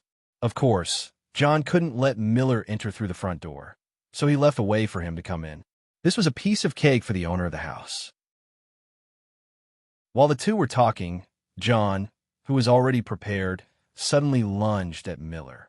At that time, he might have prepared other weapons, but what he didn't expect was that his collision directly killed Miller at the corner of the table. Right at that moment, Sam's call came in. Worried that the ringing of the phone would attract the staff in the mansion, John had no choice but to answer the call. When he heard Sam's voice, John had an idea. He thought of a plan to frame Sam. So, John started to imitate the sound of the two men fighting. Anyway, he was just panting and didn't need to talk. Even if they found the recording, they wouldn't be able to find any loopholes.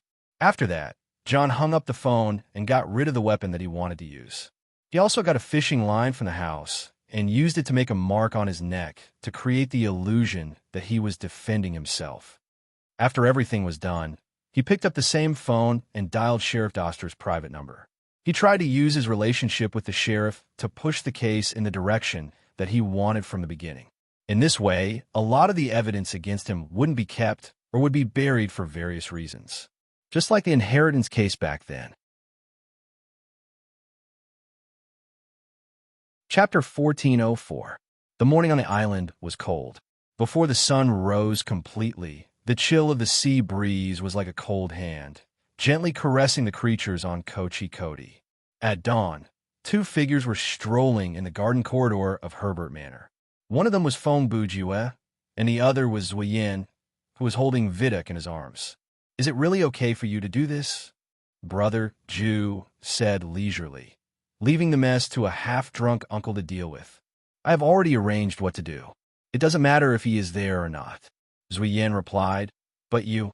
He looked up at Brother Jew. Is it really okay for you to do this? What's not okay about it? Fong Bujue asked in a calm tone.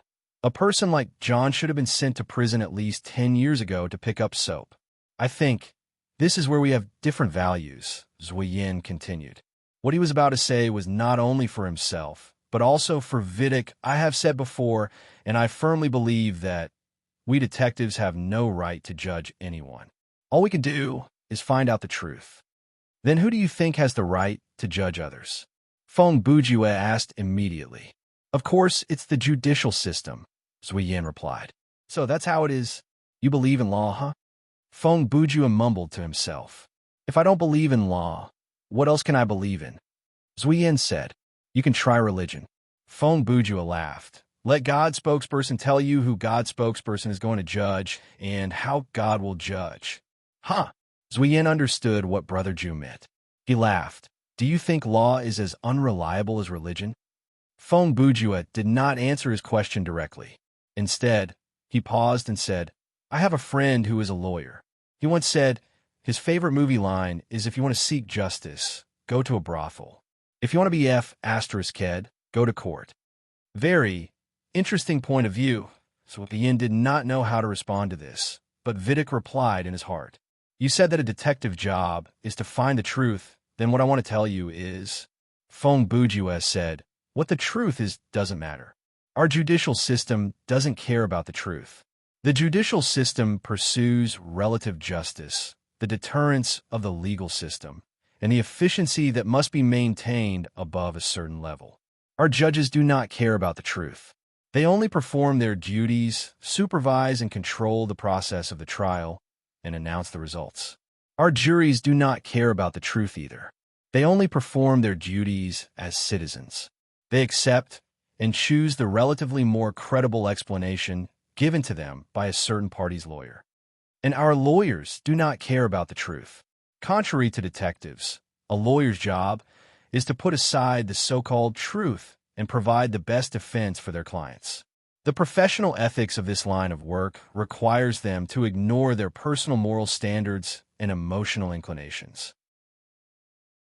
In the game called law, they become the players who can decide the outcome of the game. The truth is at most a bargaining chip that they can use. But can you say that our system is wrong? Can you say that every link and every person in this system is wrong? Obviously not. In fact, they are all right. They're all doing what they should do, what is right. Only in this way can we maintain this relatively fair system and maintain the stability of this society that is built on the foundation of the rule of law. When Feng Bujue said this, he glanced at Zuiyin. Then, he inadvertently looked down at Vidic. No. After a moment, Zuiyin said, I don't agree with this statement. Although I can't refute a lot of what you said, at least, I can be sure that the truth is still meaningful. In countless cases in this world, perhaps not every truth can be exchanged for justice. But if no one pays attention to and pursues the truth, then we won't even be able to obtain relatively fair. The judicial system that humans have perfected over the years will collapse because of this. Ha! So that's what you think, Feng Bujue said with a smile. Interesting. He paused for half a second and looked at Vidic. Very interesting. No, it's not interesting, Zuiyin continued on behalf of Vidic. But sometimes it's good to be boring. He raised his head and looked at the morning glow in the distance. If our judicial system really collapses and we return to the era where a few people distribute power and judge everything in the name of God, then that would be interesting. Ha! I'm not saying that your point of view is interesting, Feng Bujue said. I'm just interested in the fact that you hold a different point of view from me. Oh, Zuiyin was puzzled. Isn't that normal? We've only known each other for less than a day. If we find out that we have the same point of view, that would be rare, right? Feng Bujue heard this and smiled mysteriously. Ha! Yes, that's right. In fact, he didn't completely agree with Zuiyin's words. It was just that he thought that a writer's own point of view, character, ability, and cognition should be different from the characters he created. The most difficult thing in the world to describe clearly was people, and for a person, the most difficult thing to objectively and accurately examine and describe was himself. Since he couldn't even write clearly about himself, how could the characters he created be the same as himself? Speaking of which, after a while, Yin said again, even if I turn a blind eye to this case and treat your inference as the final conclusion, I can't guarantee that the follow-up will progress as you wish, huh? Don't worry. Feng Bujue said, I can guarantee that John and Sam will get the ending they deserve. At least in my heart, the ending that I'm satisfied with. Huh? Zuiyin narrowed his eyes and laughed dryly. What you said, it sounds a bit like the medieval religious leaders who spoke on behalf of God. Then you can just take it that God spoke to you directly. Feng Bujue replied with a smile, and then suddenly stopped. Okay, it's about time. I have to go. Goodbye, Zuiyin, goodbye. Vidic. Time? This sudden change of topic and goodbye made Zuiyin hesitate for a few seconds. He turned around and asked, Are you going to the dock to catch a boat? However, when he turned his head, the mysterious detective named Feng Bujue had disappeared. Chapter 1405. It had been a long time since I posted anything outside of the article. The last fortune-telling was at the beginning of January, right before the start of the God of Swords. At the time, it was the end of the year, and there were many things to do. Therefore, the God of Swords had to wait for 2 whole months before he finished laughing. Since I've been working on the same script for the past 2 months, I felt like there was no need to write any more previews. If I really had to write one, the previews would have been something like, "The God of Swords is still smiling this month." What about after the God of Swords script ended? I wanted to write one, but after thinking about it, did I really need a previews for Chapter 33 Detective? The title was already a kind of preview, so adding more would be unnecessary. Therefore, in total, I had not written a single chapter for 4 months. Actually, it felt not bad. It was as if I had returned to the time when I was serializing Ghost Crying Crime. Other than the main text, it was not that bad to say too much. However, at this point, there is indeed a need to write something like that. Therefore, today I would like to share everything that I have been saving up for a long time. First, I should talk about something that everyone is more interested in, the progress of the novel. I want to look back at the previous chapters. The first time I mentioned the ending was in October of 2015. At the time, I said, perhaps by the end of next year, Thriller Paradise will have reached its final stage. Please pay attention to 2 key points in that sentence. First, it was final stage, not ending. Second, it was perhaps, not definitely. Later, in December of 2015, this was mentioned once. Of course, the clever me used words like try my best and try my best. Then, at the beginning of 2016, I started to work on the game. In September, I accepted some film work and stopped. At the time, I was chilled by the comments of some readers. Combined with the increase in extra work and my declining health, I started to write fewer and fewer chapters. I could only try my best to update Thriller Paradise. Now that I think about it, I was too optimistic in 2015. How could it end at the end of 2016? Laughing, even if I didn't stop writing at the end of September last year and continued until the end of the year, I wouldn't have been able to finish it. In fact, I'm also very busy right now. A few months ago, I was determined to finish it in the first half of this year. But thinking about it carefully, do you think that starting today, I can finish S3 in 2 months? That's obviously impossible. So, we'll have to wait a little longer before the horror ends. The S3 competition also had a script, so it was only natural for the curtain call to be longer. First, he set a small goal for himself, which was to write 5 million words. Okay, now that we've finished talking about the progress, I'm sure everyone's emotions, anger, have been stirred up, so let's talk about something else today. Chi started a fan festival or something. In short, there were all kinds of rankings. Those who are familiar with me know that I don't like these kinds of things. But there is one thing that I'm very happy about, and that is that I can see a lot of attention and love from readers from this kind of activity. In today's world, it's not easy for someone to be willing to do something for you unconditionally. To be honest, I'm very touched. I'm so excited that I might not be able to update today. In any case, thank you very much, but don't think that I'm trying to get votes. I'll say the same thing again. I don't need those rankings, or votes at the moment. I'll tell you when I need them. Please vote for those who need them and are hardworking. What a detective can do is to find the truth, and what I can do is to write every chapter, every section, every sentence, every word with my heart. I won't let down your subscriptions and support, and I won't let down your understanding and dedication to writing. As for your support, whether it's voting, buying physical books, or sending razor blades, we're all so familiar with each other, so it's up to you. Next, let's talk about some painful topics. Previously, there were some problems with the copyright contract for crime. The main responsibility lies with me. Now, after the efforts of many parties, the negotiations have basically been completed. Of course, although it's a negotiation, I don't have any say in it. I'm just the person responsible. This matter should be resolved soon, but of course, it will require money. I don't know why, but it seems like everyone thinks that I'm quite rich. I don't know about the situation of other writers, but I've been writing for so many years, and my ultimate goal has never been money. I really don't have much money. I'm not living in a villa, driving a luxury car, and playing games every day. In fact, I barely managed to buy a second-hand house of about 50 square meters at the end of last year, and it's still not fully renovated. My wife and I are still renting a house. In a few months, I'll be a father, and there will be more places to spend money. I estimate that I'll owe the bank $1 million or so yuan after this contract is completed. In short, my life isn't easy. However, please don't worry. I'm a professional, and I'm responsible for my work. I won't purposely speed up my novel's update speed because of personal financial pressure. All right, I've talked about a lot of things. Finally, I'll give you a preview of the plot. I'm still thinking about the rules of S3. The ending of each character needs to be confirmed before I start writing. Actually, I've already decided on the fate of most of the main characters a long time ago. Now, I just need to adjust it according to the plot.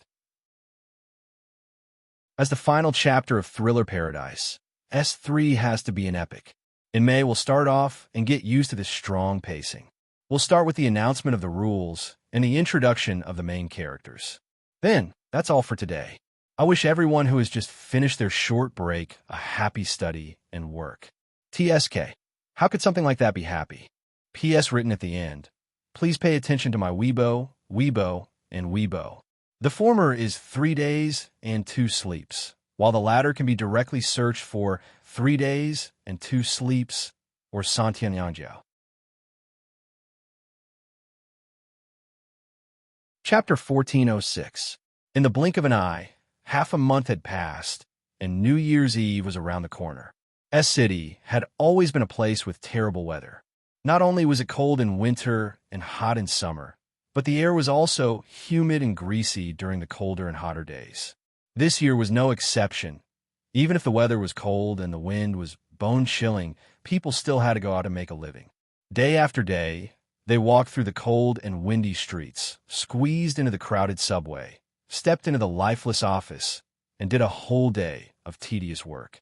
Then, they dragged their tired bodies back home and exhausted their last bit of energy in front of a cold screen.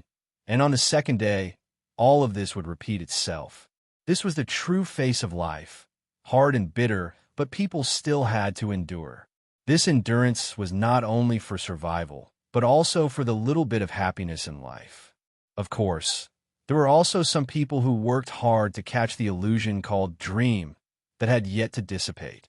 But in the end, there were only a few people who could really reach the destination they wanted to reach in the first place. Most people eventually lost their way on the road of life. Their edges and corners were polished away by time. In the process of chasing their dreams, they forgot their original intention. They went from being extraordinary children to ordinary adults. January 15th, noon. On a street in the city center of S-City. The gloomy and cold weather seemed to have made people's moods gloomy. The expressions of the passers-by could be roughly divided into 2 types, hurried and pale. And among these people, there was one person who stood out from the rest. This was a woman with a bloated body. Even if she was not fat, this woman's appearance was not close to the word beautiful. Moreover, she was not wearing any makeup, so she looked 5 or 6 years older than her actual age. She was wearing a thick down jacket and jeans, both of which looked cheap at first glance. Her stubby legs looked as if they were about to burst open the jeans. It was hard to look at her directly. With such an image, the number of people who turned to look at her on the street was naturally not high. However, this was exactly what she wanted. She didn't want to attract attention anyway. This is the so-called. She walked slowly on the sidewalk and mumbled to herself, "The real world." Her eyes wandered around, collecting all the images that could be obtained visually, and in her eyes there was a white flowing light. Compared to the other universes that are formed by the disordered natural evolution sequence, other than being a little more boring, what is the redeeming quality of this world? No one heard her talking to herself. Even if someone did hear her, they wouldn't care. Perhaps they would treat her as a chinibu and ignore her. If fate hadn't connected our universe to this place and established a subordinate relationship between superior and subordinate, the so-called difference in dimensions wouldn't have existed. As she spoke, she lowered her head to look at her hands and try to clench them into fists. And in terms of strength, we anomalies are obviously more. At this point, her expression suddenly changed, and At the same second, the flowing light in her eyes dimmed and became mottled. "Have I been discovered so quickly?" she said with a low voice and an expressionless face. As expected, with the current situation, coming to this side is still too much. She sighed softly. "Sigh. I originally want to go and meet him. Oh well, there will be a chance in the future." After that, the flowing light in her eyes quickly disappeared. The next second, the woman's expression changed, and with it her posture, the presence between her brows, and so on. After this change, she immediately looked around with a panicked expression. Her arms were crossed instinctively, like she was trying to protect herself. Her reaction was very similar to someone who had just woken up from sleepwalking. At the same time, on the other side of City S, phone Bujue's home. Dong dong dong. Time to eat. Brother Ju knocked on his door and raised his voice to shout. Even though this was his room, since Ruoyu had recently moved in, Brother Ju had once again returned to the days where one had to knock before entering the room, and one had to sleep in the gaming hub at night. I'm coming." A moment later, a weak response came from the room. After another 5 minutes, when Feng Bujue had finished serving the dishes, placed the utensils on the table, and sat down, the door opened. He saw Ruoyu, whose cheeks were red and her face was sickly, walking out of the room in her pajamas with a blanket wrapped around her pajamas. "Actually, if you need it, I can bring the food to your bed." Feng Bujue's tone was very calm. It seemed like he was used to the situation in front of him. "It's just a cold. There's no need to go to that extent, hiss," Ruoyu said as she sniffled. "Besides, getting out of bed and moving around is good for the body. What makes me surprised and curious is..." Feng Bujue looked at Ruoyu, who was slowly walking over, and continued. "You immortal cultivators can catch colds? First of all, I'm not an immortal cultivator. I'm a spiritual ability user." Faced with Brother Ju's teasing, Ruoyu was now able to deal with it easily.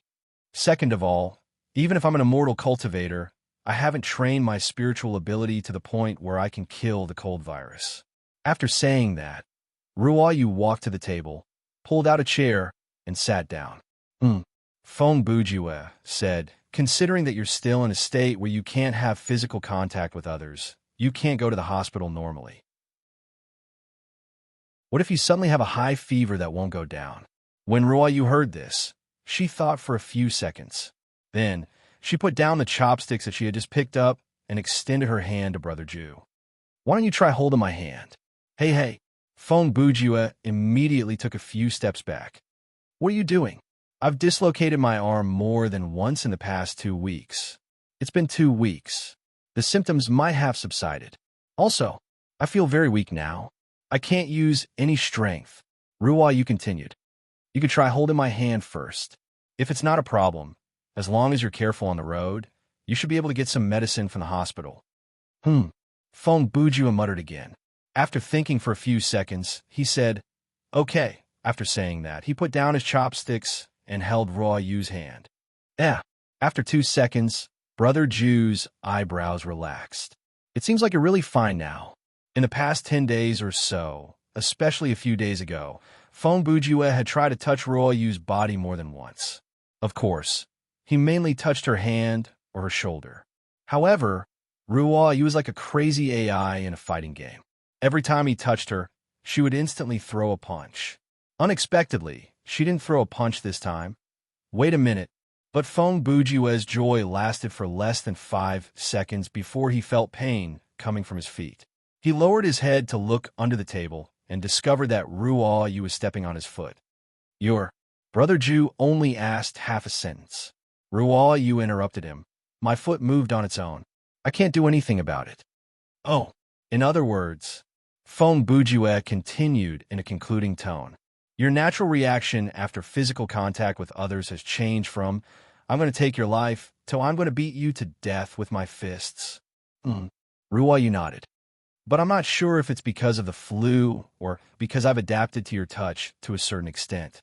Feng Bujue laughed when he heard that.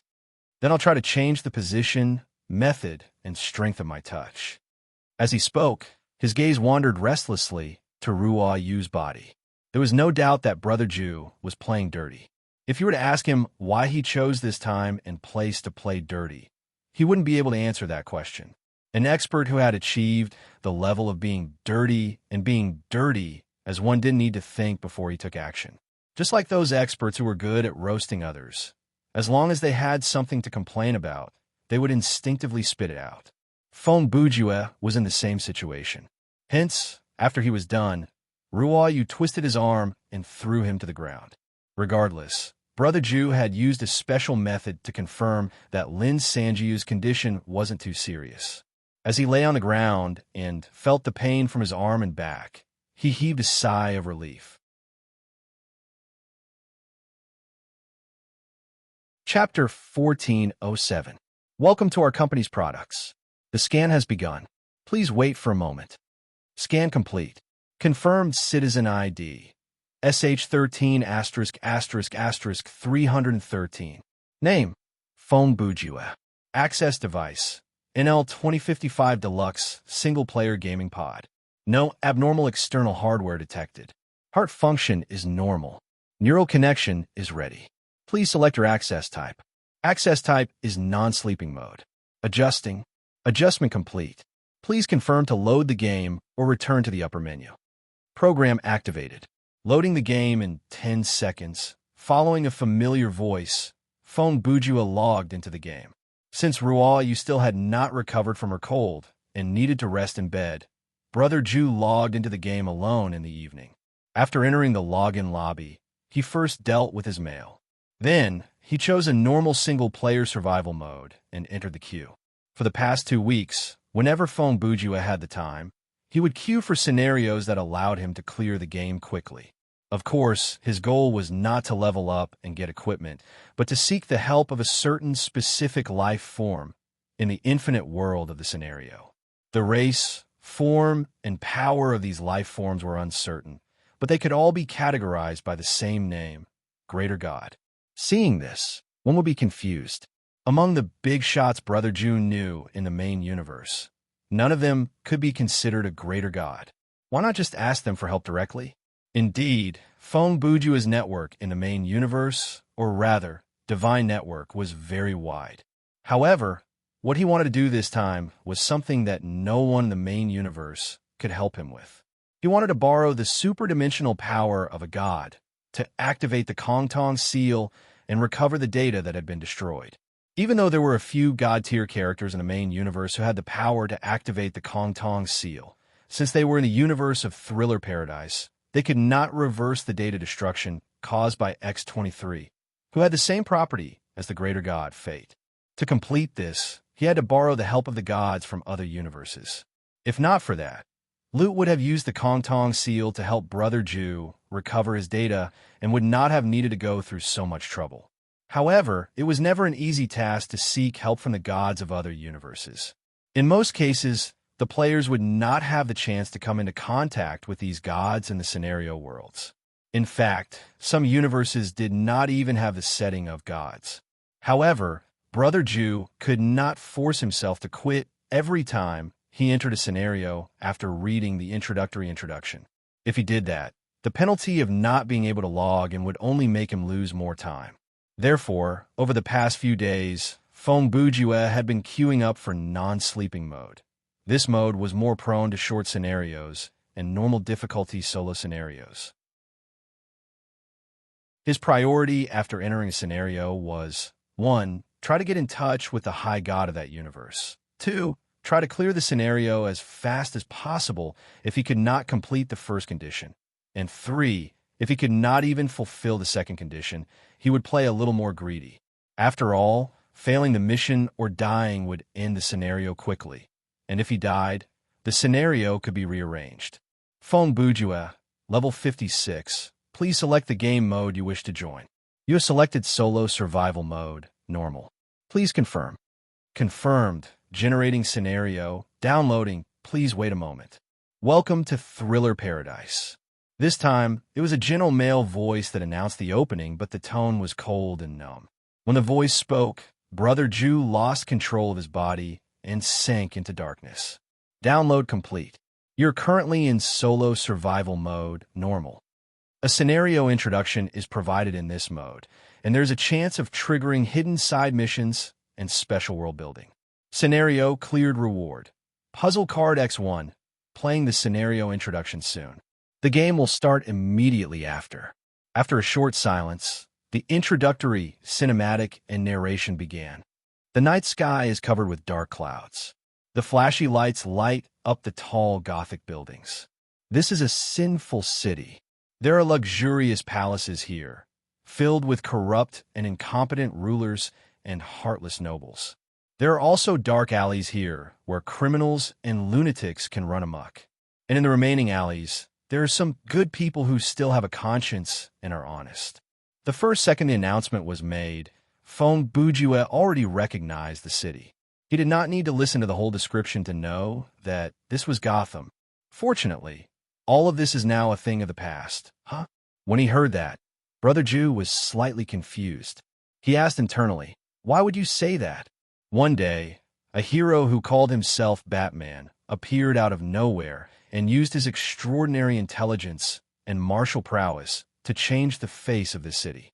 Not long after the superhero appeared on the stage of Gotham, the only son of the Copperfield family, Oswald Chesterfield Copperfield, won the mayoral election.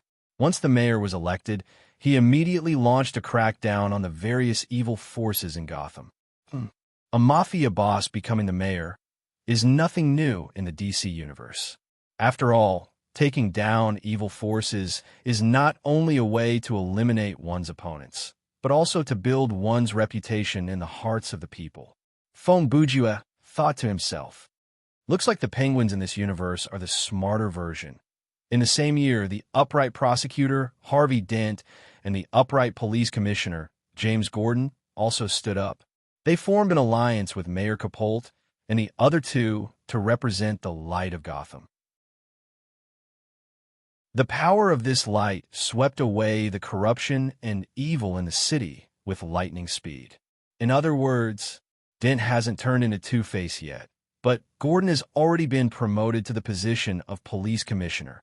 Brother Ju listened as he tried to arrange the timeline of this scenario and the situations of the characters that he knew. And at night, the dark night of this city, Batman, would sweep away the darkest and dirtiest corners of Gotham. Just like that, in less than 2 years, Gotham was completely transformed. Hearing this, Fong Bujue felt something was off. He suddenly felt like the phrase, "all of that is now in the past," did not refer to the change brought about by the appearance of Batman. The current Gotham is a model that the whole country and even the whole world wants to emulate and admire. This city has no supervillains and no criminal organizations. Occasionally, there will be some petty thieves, but they will be brought to justice by the police or Batman in a very short amount of time. The city with the lowest crime rate in America for 3 consecutive years, and the media and the public have given it the titles of the best place to live, the best security, and the most honest of people. This kind of achievement has greatly improved Mayor Copperfield's re-election prospects. As for Prosecutor Dent, Director Gordon, and Batman, they have all become well-known, admired, and praised heroes of the modern era. What the F***CK? Fong Bujue cursed internally. Are you kidding me? In a world with Batman's story as the background, the civilians could live in peace and contentment? And none of the main characters are dead, crippled, or corrupted. Perhaps you're thinking about it now. Even though this kind of everyone lives happily scenario is very common, and people love it, it is a bit strange that it happened in Gotham. At this point, the tone of the narrator suddenly changed. The original narration of a bystander disappeared, and in its place was a first-person conversation with the player. It's okay. You can keep your thoughts to yourself, and I'm more than happy to help you solve this confusion in your heart. When you find out the truth, you'll naturally get a logical answer, a traveler from another world. The second sentence after the change in tone felt like a character was talking to the player, and the thing that caught Fong Bujue's attention the most was this narrator referred to Brother Ju as a traveler from another world instead of player. Could it be? Fong Bujue had an epiphany. I've met an existence similar to Billy, who can interfere with the introduction of the scenario to a certain extent. His reasoning did not go any further, because after the previous sentence, The narration stopped abruptly. The next second, Fong Bujue regained the ability to move. He didn't know if it was a coincidence or fate. His journey this time began in a prison cell of a mental hospital.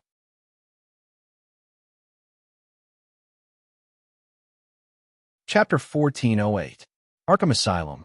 Fong Bujue's eyesight was better than most people's. Through the iron bars of the cell, he could see a paper notice on the opposite wall.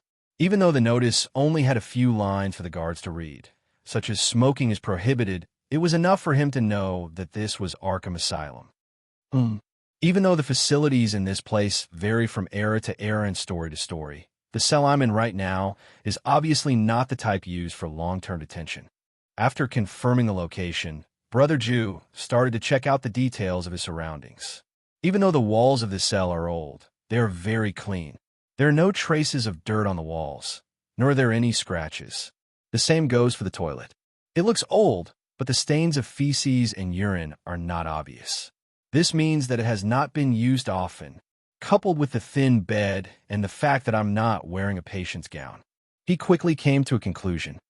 It's obvious that I've just been caught and placed in a temporary cell to await my punishment. Dong, dong, dong. Just as he was deep in thought, a rhythmic sound of metal hitting came from the corridor from afar. After thinking for a while, Fong Bujue realized that it was the sound of a guard using his baton to lightly touch the iron bars of the cell. It was a habit, and there was no special meaning to it. It was just like how people like to walk on the edge of the road, like walking on a balance beam when they were young, or how people like to touch the decorations on top of the railings when they pass by a row of railings. When people grew up, if they worked in a monotonous, depressing, and uncomplicated environment, they might develop a similar habit. In a way, this was a form of relaxation for the brain. As he expected, it did not take long for a guard to appear at the door of Fong Bujue's cell. When the guard stood there, the knocking naturally stopped. "Get up!" The guard didn't want to waste time talking to Brother Ju. He ordered him through the bars. As he hadn't received the main mission yet, Fong Bujue didn't want to act rashly. After he heard the guard's order, he quietly got up from the bed. "Come here." The guard's next order came quickly. Fong Bujue did as he was told and walked a few steps forward until he was in front of the iron fence. "Give me your hand." As the guard spoke, he had already reached his hand to his waist and removed a pair of handcuffs. This time, Brother Ju hesitated. Both hands come out from the same gap. After the guard took off the handcuffs, he saw that Brother Ju did not move, so he reminded him. Hearing this, Fong Bujue understood that the other party probably wanted to take him out of the cell and escort him somewhere, and not play dirty with him through the cell door. Just like that, after putting the handcuffs on Brother Ju through the bars, the guard opened the cell door with a key. Then, he grabbed Brother Ju's arm and brought him out. Fong Bujue didn't say anything along the way. He didn't ask where the guard was taking him, and he didn't resist either. Instead of acting rashly, he would rather observe the environment and security of the asylum quietly. It was better to be prepared than to act rashly. Unfortunately, there wasn't any useful information in the corridors that he passed through. Other than the surveillance cameras installed in the corners of the ceiling, he could only see the closed doors on both sides of the corridor. There were only numbers on the doors, nothing else. Also, these rooms didn't look like they were for patients. After walking for a while and turning a few corners, Fong Bujue was brought into a room that looked like an interrogation room. The rectangular room was only about 10 square meters in size. There was a table and 2 stools. Of course, these 3 things were welded to the floor. There was a large mirror on one side of the wall, and even an idiot would know that it was a one-way glass.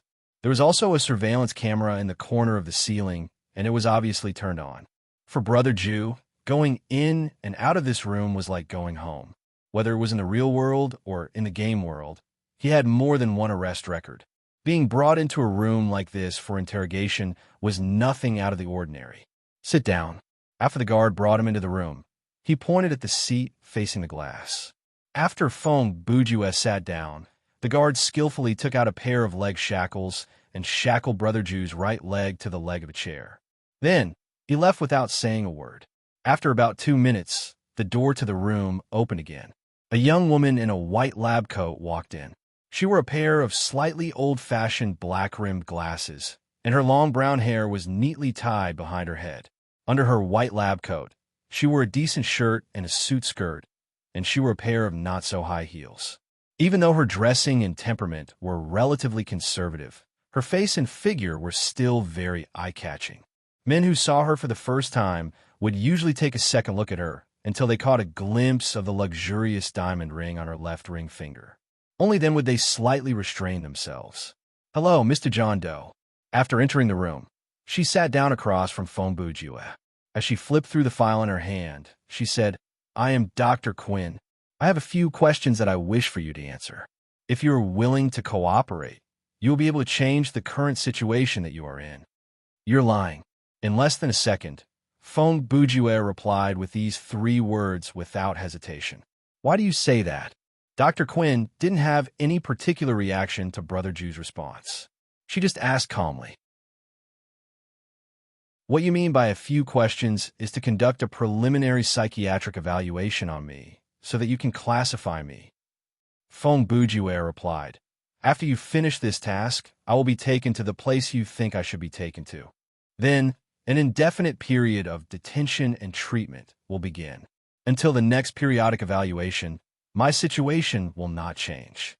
Brother Ju was quite familiar with the various procedures of a psychiatric hospital. After all, he had experienced it firsthand. "Wow." Dr. Quinn's expression changed slightly when she heard this. "I'm very surprised. Judging from the content of the conversation so far, your thoughts are very clear and your wording is very accurate.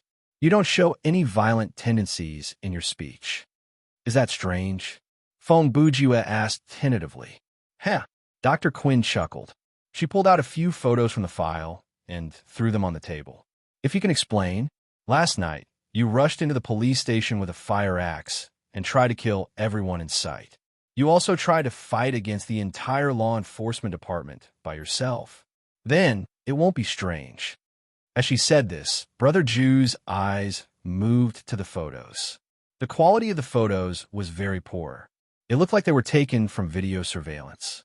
Even though the photos weren't very clear, it was clear that a man in a long purple suit was killing people with an axe. 15 police officers and 3 civilians were injured. 2 police officers died on the scene. 4 other injured people are still lying on the operating table. Dr. Quinn waited for a few seconds before she continued. She paid close attention to Brother Ju's expression. Who was Fong Bujue? It was like showing off one's slight skill in front of an expert. After pondering for a moment, Brother Ju put on a puzzled face and asked, "The person with the axe in the photo, is that me?" Dr. Quinn did not answer the question because it seemed to her to be a meaningless question. If the person who asked this question really didn't remember doing it, it meant that he was mentally ill. Even if he answered the question, he wouldn't remember anything. If the person who asked this question was asking the obvious, then there was no need to answer. Dr. Quinn exhaled through her nose. With a straight face, she said, "Let's start from the beginning. Do you remember your name?" "Jack," Fong Bujue replied. "Jack, what?" Dr. Quinn tried to ask for his surname. "I don't remember." A person with a mental illness could answer any question with this answer at any time. This should be the privilege of a mental patient. "Okay, Jack," Dr. Quinn said again. "How old are you this year? Where are you from?" These routine questions had to be asked. Only by using these questions to establish a baseline of the patient's cognitive and thinking level could they further analyze their illness. "I don't think it's fair, doctor." Fong Bujue didn't continue to answer. "What's not fair?" Dr. Quinn asked. "I'm the only one who's telling you my privacy." "It's not fair," Fong Bujue said. "Privacy." Dr. Quinn looked down at the name Jack that she filled in on a form 10 seconds ago. She pursed her lips. "Other than a name that needs to be verified, what other privacy did you tell me? If you want to tell you more, you should exchange it with something of equal value." Fong Bujue looked straight into Dr. Quinn's eyes and said with a faint smile, "For example, the doctor-patient confidentiality agreement." Dr. Quinn continued. "Huh." Fong Bujue laughed. "The one-way glass behind you, the recording pen in the pocket of your lab coat, the probe in the corner of the ceiling tell me. The doctor-patient confidentiality agreement has another name in Arkham. Bullshit. Then what do you want? Dr. Quinn asked. A certificate of mental health? No, I don't want that. Phone Bourgeois said, if you can prove that I'm completely mentally sane, then the place I'm going to is not the mental hospital, but the police station. Considering that more than a dozen police officers were sent to the hospital and the funeral parlor last night, I don't think it's wise to deal with the police now. At this point, he paused and said, Dr. Quinn, I have a proposal. He tilted his head, and the corner of his mouth curled up slightly. Every time I answer one of your questions, you answer one of mine. This way, I think it's more fair. Then, can you tell me, why should I agree to your request? Dr. Quinn replied, you don't have to agree. Phone Bourgeois said, in that case, our conversation ends here. I'll go back to my cell and continue to think about life, and you can go back to your office and write patient refuses to communicate in the report. Then you can submit this seemingly perfunctory report to the police and see if they're satisfied with it. As soon as Zhang Heng said this, Dr. Quinn hesitated, and her expression clearly showed her hesitation. After all, she was just a doctor, not an actress. Even if she was a psychologist, it was difficult for her to completely hide her emotions. The choice is the same, doctor. Phone Bourgeois said, I'm a fair person. If you feel that my questions offend you, or if you don't want to answer, you can refuse to respond. On the other hand, I may not necessarily answer all of your questions. Brother Jew pushed forward methodically, closing in on the other party's psychological barriers step by step. Okay, Dr. Quinn thought for a few seconds and said, but I still have to ask the questions first. Please. Phone Bourgeois raised his handcuffed hands and made a please gesture. How old are you this year? Where are you from? Dr. Quinn asked the question that Zhang Heng did not answer earlier. 25 years old. I'm from Metropolis. Phone Bourgeois answered quickly. He could have answered, I don't know where I'm from. However, if he responded with such an answer at the beginning, it would easily cause the other party to respond negatively, which would prevent him from obtaining further information. You don't remember your surname, but you do remember where you're from? Dr. Quinn was keenly aware of something, and she immediately questioned the credibility of Zhang Heng's answer. That's another question, doctor. Phone Bourgeois was not going to be led by the nose by the other party. He immediately said, you have to answer a question of mine before you can ask a question. Dr. Quinn looked helpless. She paused for a second and said, ask away. What's your husband's name? What's his occupation? Phone Bourgeois blurted out. It seemed that he had already thought of what to ask. Faced with this rather abrupt question, Dr. Quinn was slightly taken aback. After a brief hesitation, her eyes instinctively looked down and stopped at the wedding ring on her hand for a second. Then, she looked at Brother Jew, trying to discern some kind of intention from his eyes. Such details naturally did not escape Phone Bourgeois' eyes.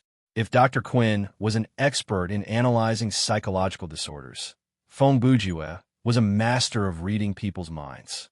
Whether it was the slight changes in the corners of the eyes, the slight movement of the body, or even the swallowing of saliva, they were all portrayals of Dr. Quinn's inner workings. Through these, Brother Jew could roughly deduce the other party's thought process. Don't think too much, doctor. Phone Bourgeois, who saw through the girl's thought, added 2 seconds later, I won't do anything to your family. I'm just curious, which lucky man has managed to marry a beauty like you who is both beautiful and intelligent? Wayne. My husband's name is Bruce Wayne. After a moment of silence, Dr. Quinn gave an answer that surprised Phone Bourgeois. He's an entrepreneur.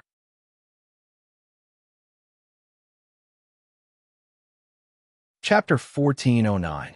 Oh, Phone Bourgeois' surprise did not last long. His rationality immediately suppressed his emotions. In just a second, his mind was racing as he deduced several possible information chains. This is interesting. He leaned back in his chair and said, since your husband's surname is Wayne, why didn't you call yourself Dr. Wayne? That's another question, Dr. Quinn said. Dr. Quinn continued, you have to answer one of my questions first before I consider telling you. She was not dumb. She immediately used Brother Jew's conversational skills to make use of them. Haha. Okay. Feng Bujue smiled and continued. So, what you want to ask is why I remember where I came from, but not my surname. No, I changed my mind, Dr. Quine said. I want to know about your social situation now. Please name a few people who are close to you. For example, parents, wife, relatives, or friends. As long as you have a name. No, Feng Bujue replied without hesitation. After a second, he added, at least in this world, there is no such person. Hearing this, Dr. Quine looked puzzled. She immediately deduced, based on common sense, and asked, you mean all the people who are related to you are all dead? Have they gone to another world? I don't want to talk about this, Feng Bujue said in a very harsh tone and resolutely stopped the topic. If he continued, he would have to tell her that he was a player. Of course, Brother Jew could also lie, but such a lie would be easily exposed. This had nothing to do with the skill of lying. It was simply because interpersonal relationships were one of the easiest objective evidence to verify. Okay, Dr. Quine saw the change in Brother Jew's expression and mistakenly thought that she had touched on some mental minefield of this patient. So, she took a step back and said, it's your turn to ask. My question remains the same, Feng Bujue repeated. Why didn't you use your husband's surname when you introduced yourself? Dr. Quinn hesitated for a moment and said, before I answer your question, I have to confirm something first. Go ahead, Feng Bujue replied. You've never heard of Bruce Wayne? Dr. Quinn asked. The reason she asked that was because when she mentioned her husband's name, Feng Bujue's reaction had been too calm. Even though we know, Brother Jew was slightly shocked, but he did not show it on his face. Never heard of it. In the next second, Feng Bujue replied without changing his expression. This was the place where he could use his excellent lying skills, or rather, acting skills. But judging from your question, your husband should be a very famous person, right? Brother Jew took advantage of the situation and tried to sound her out. Yes, Dr. Quinn read as she lowered her head to write something on the form.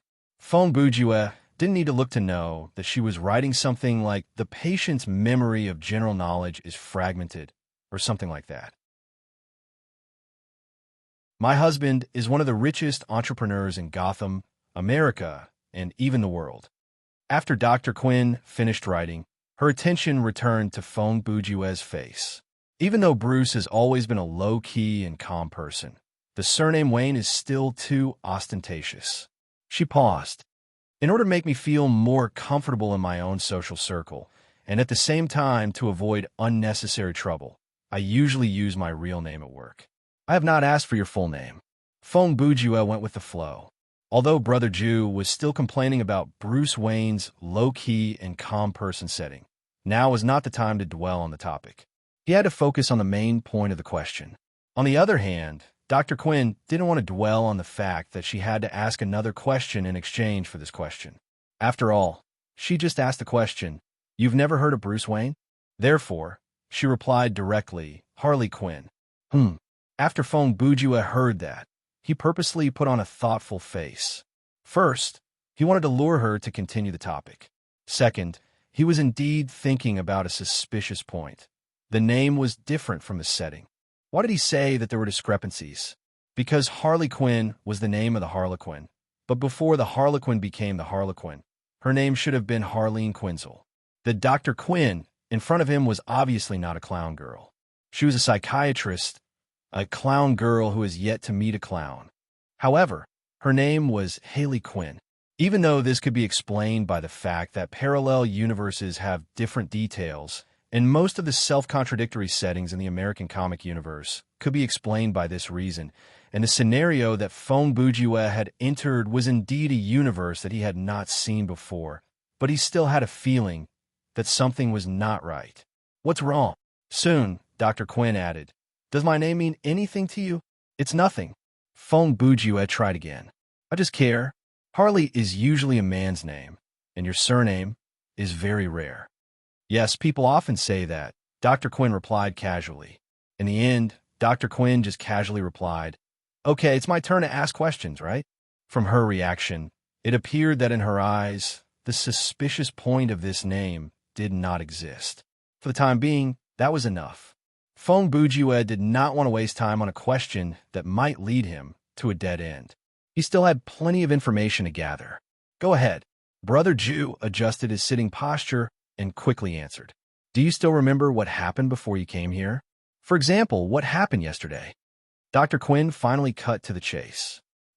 Fong Bujua moved his eyes away, pretending to try to remember. Moments later, a pained expression appeared on his face. I only remember fragments. He mumbled. Water, where there's water. Giant wheels, wooden boards, weeds, and pink elephants. As he spoke, he put his hands on the table and hugged his head. His breathing gradually became heavy, and his face was sweating. Relax, Jack. Take a deep breath. Dr. Quinn was fooled. In the face of Brother Jew's award-winning performance, she had no chance.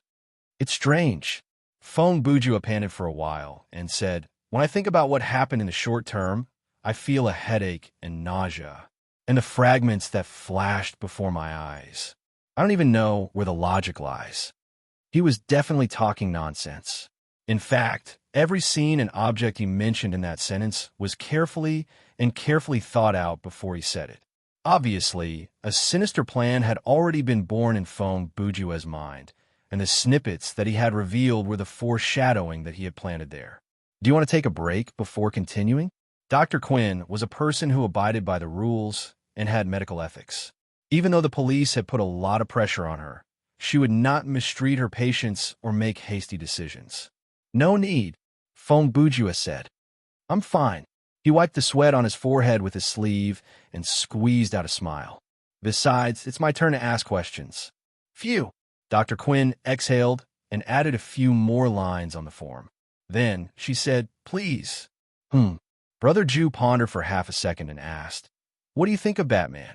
When his voice fell, Dr. Quinn's expression changed slightly. Then she thought for a few seconds before replying, although many people think of him as a hero, in my opinion, he is the same as other so-called superheroes. To put it nicely, he is a vigilante. To put it bluntly, he is an outlaw. It is undeniable that these people have contributed to the stability of society, but if people like them are not supervised, sooner or later, they will cause more trouble than criminals. Quinn's point of view was something that most people in the upper class of the bourgeoisie would have. This was a very normal thing. People in the upper class of society would naturally support and protect the existing social system unconditionally because the system was set and controlled by people in their class. They were also the biggest direct beneficiaries of the system. Any existence that conflicted with the interests or ideas of people in their class was a target that they hated and tried to eliminate. Therefore, in the eyes of the upper class, there was not much difference between superheroes and criminals. It was nothing more than the difference between going beyond the system and ignoring the system. The difference was that criminals could be eliminated by the system, but heroes could not. This was because the actions of heroes were usually supported by the people of other classes. Therefore, the rich and powerful started to talk about threats and propose so-called supervision. But what was supervision? Who would supervise? Wouldn't it be the system that was set up by the rich and powerful themselves that was beneficial to them? This was undoubtedly ridiculous. People who succumbed to the system were no longer qualified to talk about true justice, because justice would never compromise. Those who compromised were only people. Heroes would never compromise. If they compromised, they would no longer be heroes. At least, that was what Fong Bujua thought. Therefore, Brother Jew did not care about the content of Quinn's words at all. What he was more concerned about was Quinn's expression and other subtle reactions. According to Fong Bujua's observation, Dr. Quinn's expression changed when she heard the word Batman, and the length of time she took to think about the answer showed that she was just surprised that Jack suddenly changed the topic to superheroes. She did not have any other thoughts. In other words, she did not know that her husband was Batman. Speaking of which, after a short pause, Dr. Quinn said again, "You don't know the names of famous entrepreneurs, but you can name superheroes?" She was trying to lead Fong Bujua into his memory. She wanted Fong Bujua to follow this direction and say something. These memories are very clear in my mind. Brother Jew was happy to expand on this topic. I can name at least 10 superheroes and supervillains with a single thought. Supervillains? Dr. Quinn showed a puzzled look again. Yes, supervillains. Fong Bujue caught something in her tone, and he played along. They're the Riddler, the Scarecrow, the Toy Man, the Weather Wizard, Captain Freeze. At this moment, the series of titles that he announced was also after careful consideration. First, he avoided Penguin and Two-Face, who were already mentioned in the introduction of the scenario. Secondly, he also avoided the supervillains whose titles were directly their names, like Thunder Firmament, Bane, Lex Luthor, and so on.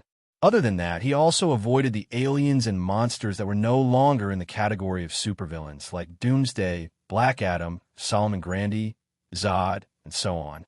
And he purposely mixed in some of the supervillains that were not active in Gotham, but appeared in the stories of Superman and the Flash.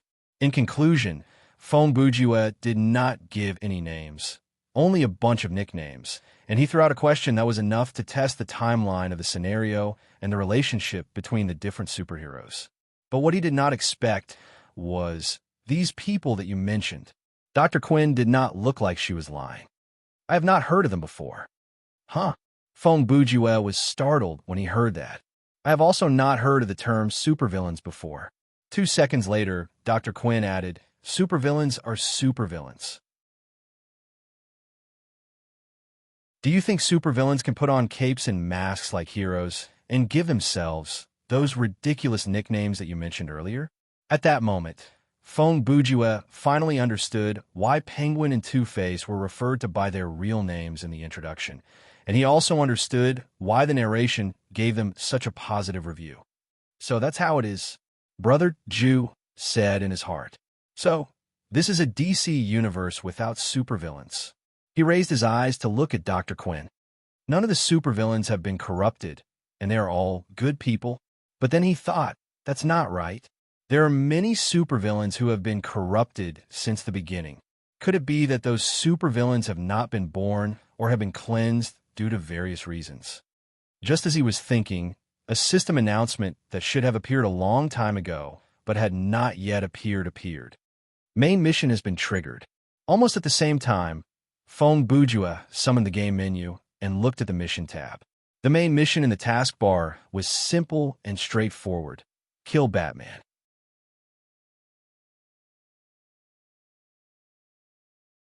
Chapter 14:10. The conversation between the two lasted for another 10 minutes before it came to an end. For Fong Bujue, he had gathered enough information.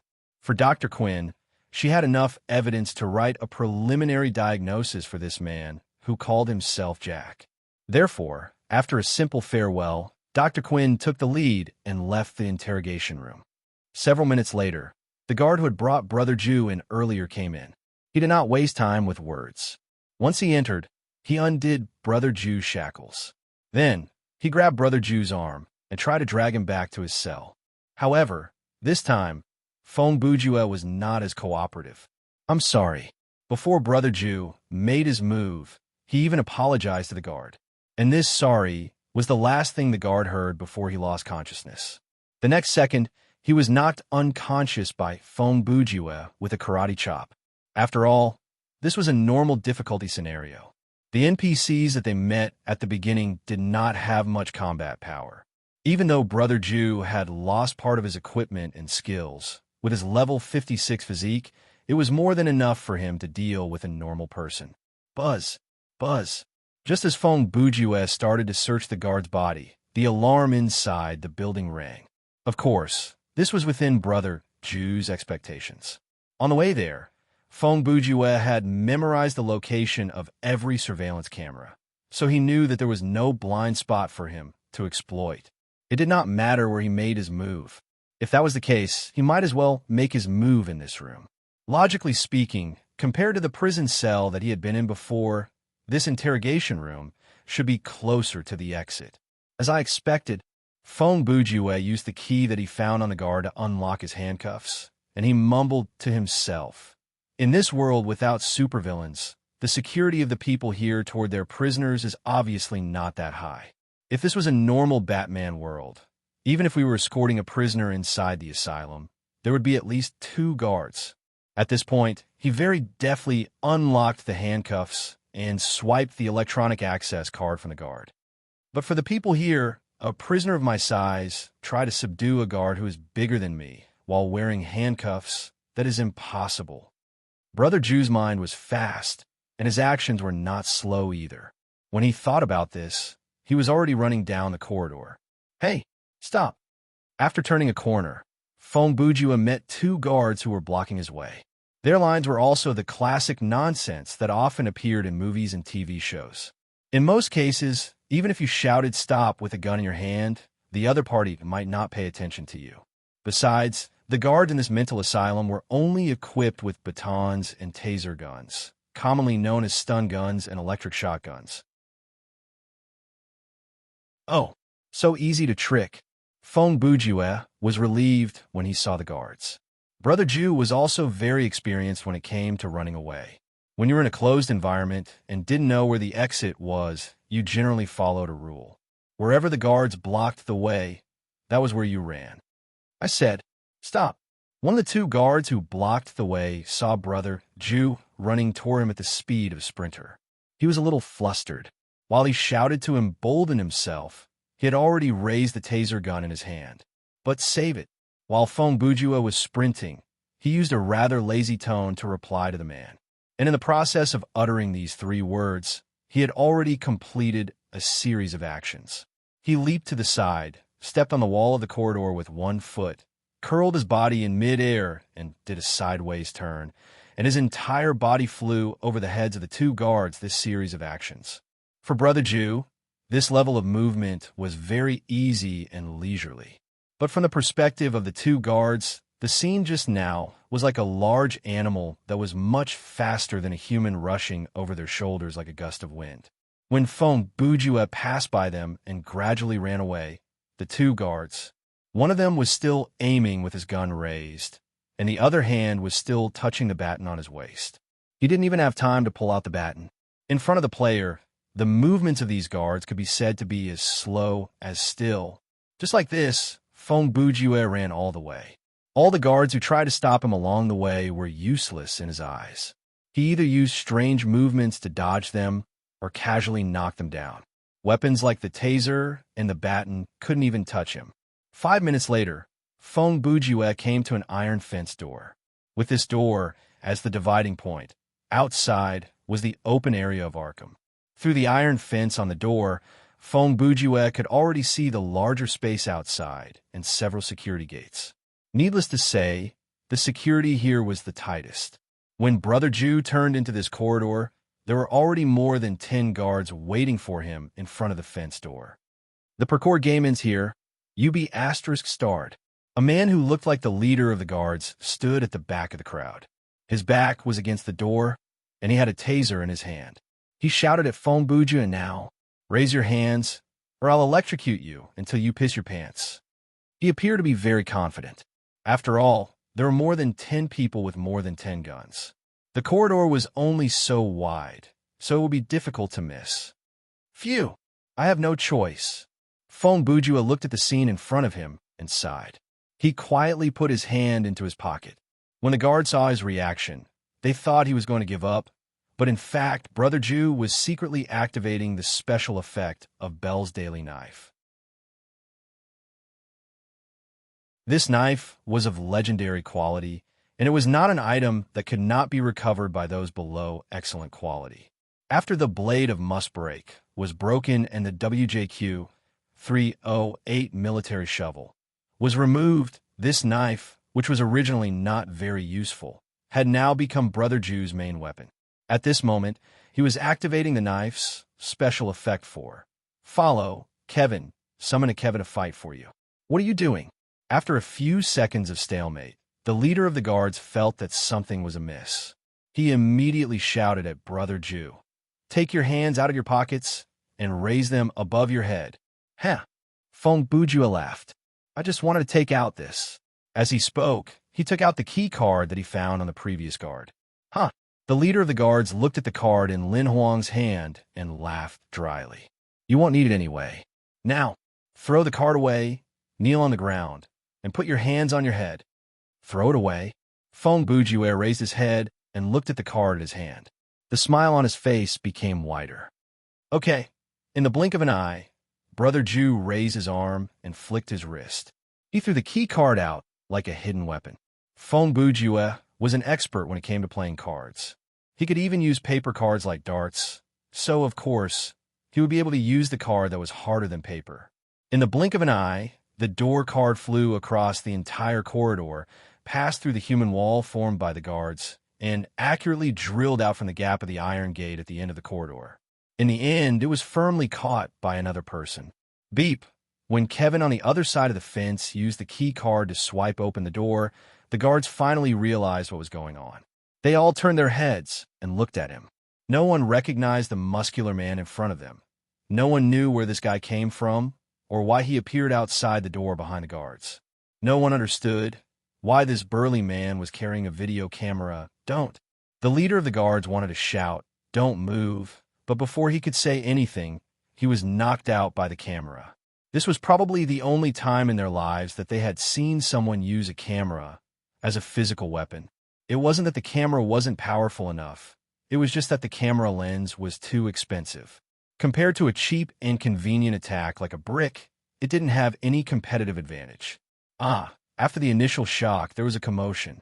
No one knew which guard was the first to shout, but the moment he shouted, a few people fired at the same time. Even though the taser gun was a non-lethal weapon, its effect was not to be underestimated. In fact, it was a weapon that was more efficient and reliable than most guns that could be used to kill people. Even if a person was highly focused and well-prepared, when they were hit by an electric pulse, their muscles would inevitably contract. In other words, their muscles would spasm, and they would lose the ability to resist. But what happened next shocked the guards once again. Kevin, who was hit by 3 taser bullets at the same time, was completely unaffected. Not only did he not fall to the ground, but he also waved his arm nonchalantly to deflect the electric darts and copper wires. Then, he used the camera to launch a physical attack on the other guard around him. ***. Is this guy Frankenstein? Get him. Hold it down. Faced with this sudden disruptor, the guards were thrown into chaos. Since the taser bullets were ineffective, they could only rely on their advantage in numbers and pounce on Kevin in a disorderly manner. And their reaction was exactly what Brother Ju wanted. The reason why Kevin was able to take down the leader of the guards without saying a word was that Brother Ju had given him this command through his mind. Kevin could accept the command given by the summoner through his mind. He could also accept verbal commands. See Bell's Daily Knife. Once the guards lost their commander, this was bound to happen. Frankenstein is not as good as him. Fong Bujue looked at the guards who were fighting with Kevin and showed some sympathy. As a special summon of a composite weapon, Kevin's strength was boosted by the 2 masteries of workmanship and summoning. And Brother Ju's 2 masteries were both level A, therefore. Even though Kevin looked like a muscular human carrying a camera, in reality, his combat ability would not be at a disadvantage, even if he was facing off against Bane. Then, let's say goodbye before we go. After standing at the other end of the corridor for a while, Fong Bujue raised his head and turned his gaze to the camera that was closest to him. He raised his hands unhurriedly and crossed his palms towards himself. Then he hooked the thumbs of his left and right hands together and stretched the rest of his fingers out like wings. While doing this, he did not forget to give the camera an evil smile. This smile seemed like a joke, but it also seemed like an invitation. He didn't expect everyone to understand what he meant. He only needed one person to understand the meaning behind it. After doing all this, Fong Bujue turned around and ran toward the guards who were beaten up by Kevin. With him and Kevin working together, taking care of these people who had already been defeated was like the autumn wind sweeping away the fallen leaves. Brother Ju only used the most basic physical skill to crush them. He did not use any fighting skills or zero-time difference calculation, and he had already solved the problem. After taking care of the last small group of guards, the 2 swaggered out of the front door of the main building of Arkham Asylum. Arriving at the courtyard, Fong Bujue sighed in relief. This was because he could see the landscape beyond the wall and the streets that extended into the distance.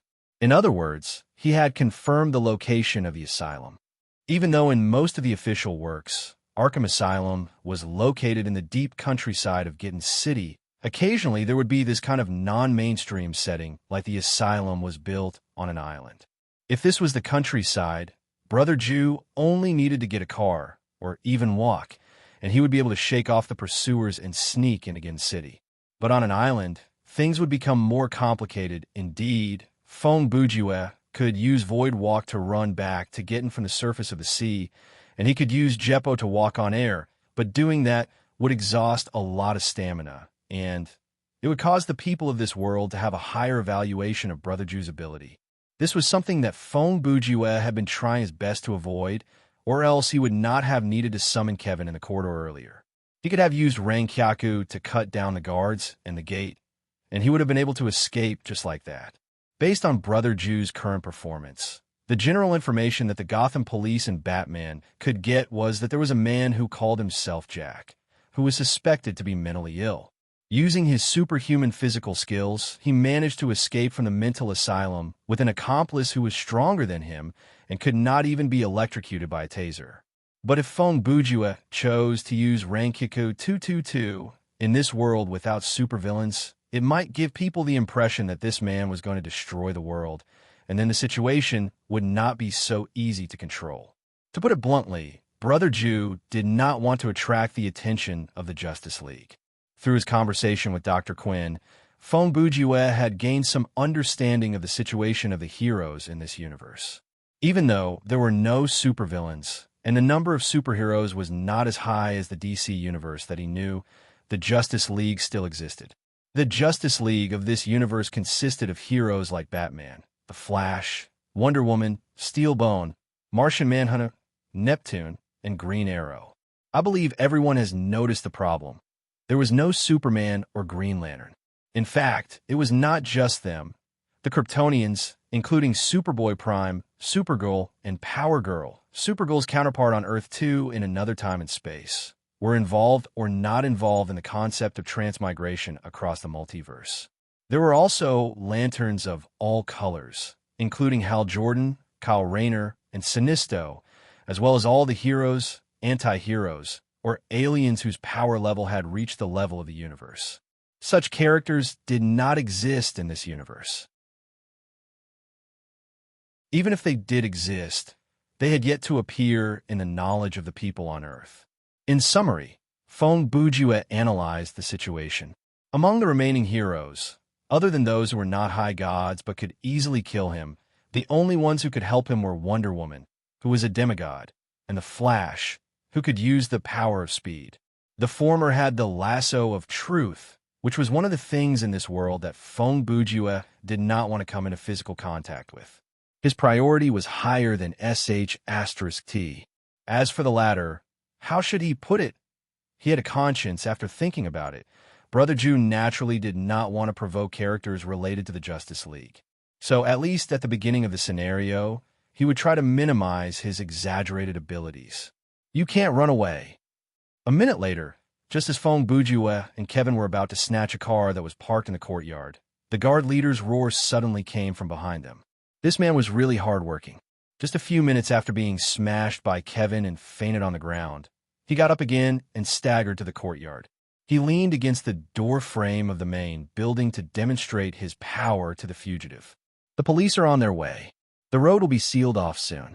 In less than an hour, you will be rearrested or shot. He was not just saying that for fun. Based on the flashing light of the walkie-talkie in his hand, when he was running to the courtyard, he had communicated with the people in the surveillance room. He only said that because he was confident. Is that so? After Fong Bujue heard that, he stopped what he was doing and said, "You have a point." The guard leader saw this and was startled. He thought to himself, what's going on? Could it be that he has decided to surrender because the situation is unfavorable to him? On the other hand, Fong Bujue was also thinking to himself, if I drive out like this, the chances of me being intercepted before I enter the city is very high. It will be easy for me to be surrounded by the police.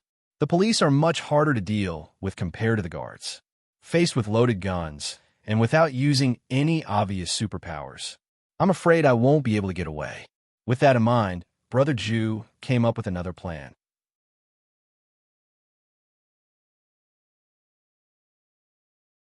Chapter 14:11. In the afternoon, the gloomy weather made people sleepy. It was supposed to be a good day to take a nap, but a sudden case had made many people busy. Who stirred up the hornet's nest in Arkham? This was the headline printed on the front page of the Gotham Evening News. But that was a topic for another day. For now, let's talk about the busy people, the police officers of the Gotham Police Station. No one would have thought that in less than 24 hours, the fire axe thug from last night would do something big in Arkham Asylum. This lawless behavior naturally alerted the chief of the Gotham Police Station, James Gordon. When the news of the inmate's mass escape reached Gordon's ears, he was walking out of the home of one of the police officers. And that police officer was one of the victims killed by the fire axe thug last night. Gordon always left the difficult task of notifying the family of the deceased to himself because he felt that as the chief, he was responsible for the lives of his subordinates. After being bombarded with tears and sadness by the family of the deceased police officer, Gordon returned to the police car in a very bad mood. At that moment, he heard the news of the crime suspect from last night through the police radio. The chief's reaction was predictable. He immediately gave the order to round up the suspect through the intercom in the car. At the end of the order, he added, "If necessary, we can take any measures." His subordinates understood this.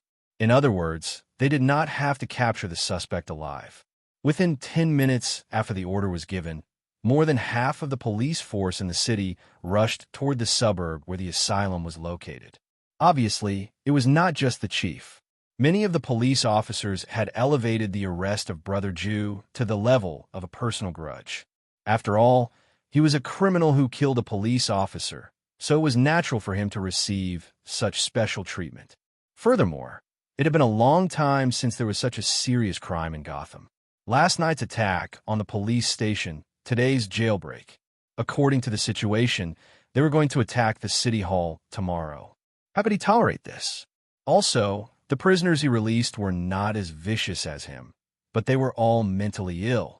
Many of them had violent tendencies. Even if only one of them managed to escape back to the city, it was hard to say what kind of chaos they would cause. In summary, the police's response was not too much. At 4 o'clock in the afternoon, it had been more than an hour since Fong Bujue released all the fugitives from the asylum. The police's encirclement had already formed a radius of several kilometers around Arkham. There were not many roads in the suburbs, and it was not difficult to block all of them. The police had indeed done so, but at least until 4 o'clock, there was still no news of the fire axe thugs from any of the sentry posts. However, many of the inmates who had escaped from the mental hospital had been captured. At the same time, in the lobby of Arkham's main building. "Is this the final name list?" Gordon asked one of his subordinates as he looked down at a piece of handwritten paper. "Yes, sir. I have verified it twice," the police officer replied quickly. There are 6 management and clerical staff, a total of 29 guards on duty for resident doctors, 1 consultant, and 7 service personnel, including cooks and cleaners. There are 47 people in total. Apart from some of the guards who suffered some minor injuries, the rest are safe and sound. Okay. Gordon went through the information in his mind and responded casually with a hand gesture. The police officer nodded when he saw the hand gesture and went to the side to do his work. Gordon turned his head and looked at the person who was talking to him before he heard the report, Dr. Quinn. "Sorry, where were we just now?" Gordon reorganized his thoughts and asked. "We were talking about the part where he released the other prisoners," Quinn replied. "Oh, yes," Gordon replied. "You're saying that Jack and his accomplices had already escaped to the courtyard and were about to drive away. But because of the guard's words, they turned back?" Gordon asked. "Yes, at that time, I was standing by the window on the 2nd floor and witnessed the whole process through the window glass," Quinn said. Gordon frowned slightly and fell in a deep thought. "It's strange, isn't it?" Quinn saw through Gordon's thoughts and said, "I think so, too." She paused.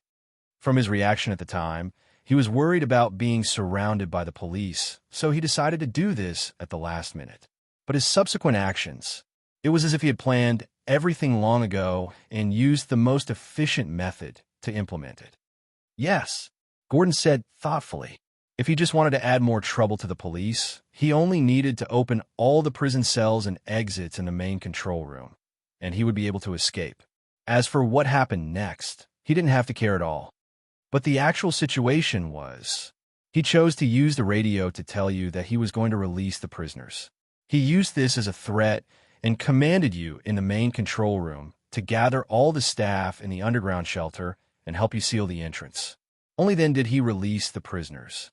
Not only that, he also sealed the door of the main control room before he left, as if, you don't have to say as if. The next second, a hoarse voice that sounded like it had a terminal throat cancer interrupted Gordon's words and joined the conversation between Gordon and Quinn. The conclusion is obvious. He did this for two purposes. First, to protect the staff here. Second, to protect something in the main control room. When the voice fell, Gordon and Quinn looked at him in surprise. It wasn't just the two of them. Everyone in the hall had just realized the existence of this person. It was as if this person had suddenly appeared out of thin air right before he opened his mouth to speak. In a place like Gotham, the only person who could do this, and who would do it often, was undoubtedly Batman. No matter how many times you do it, I'm still not used to the way you appear. Gordon glanced at Batman and then complained to the latter in a tone like he was greeting an old friend. Then, Quinn's attitude toward Batman was not very friendly, but she still maintained basic courtesy. Mr. Greatest Detective in the world, I'm sure you already know why Jack did this. He protected you first so that the prisoners would leave the asylum immediately after they were released.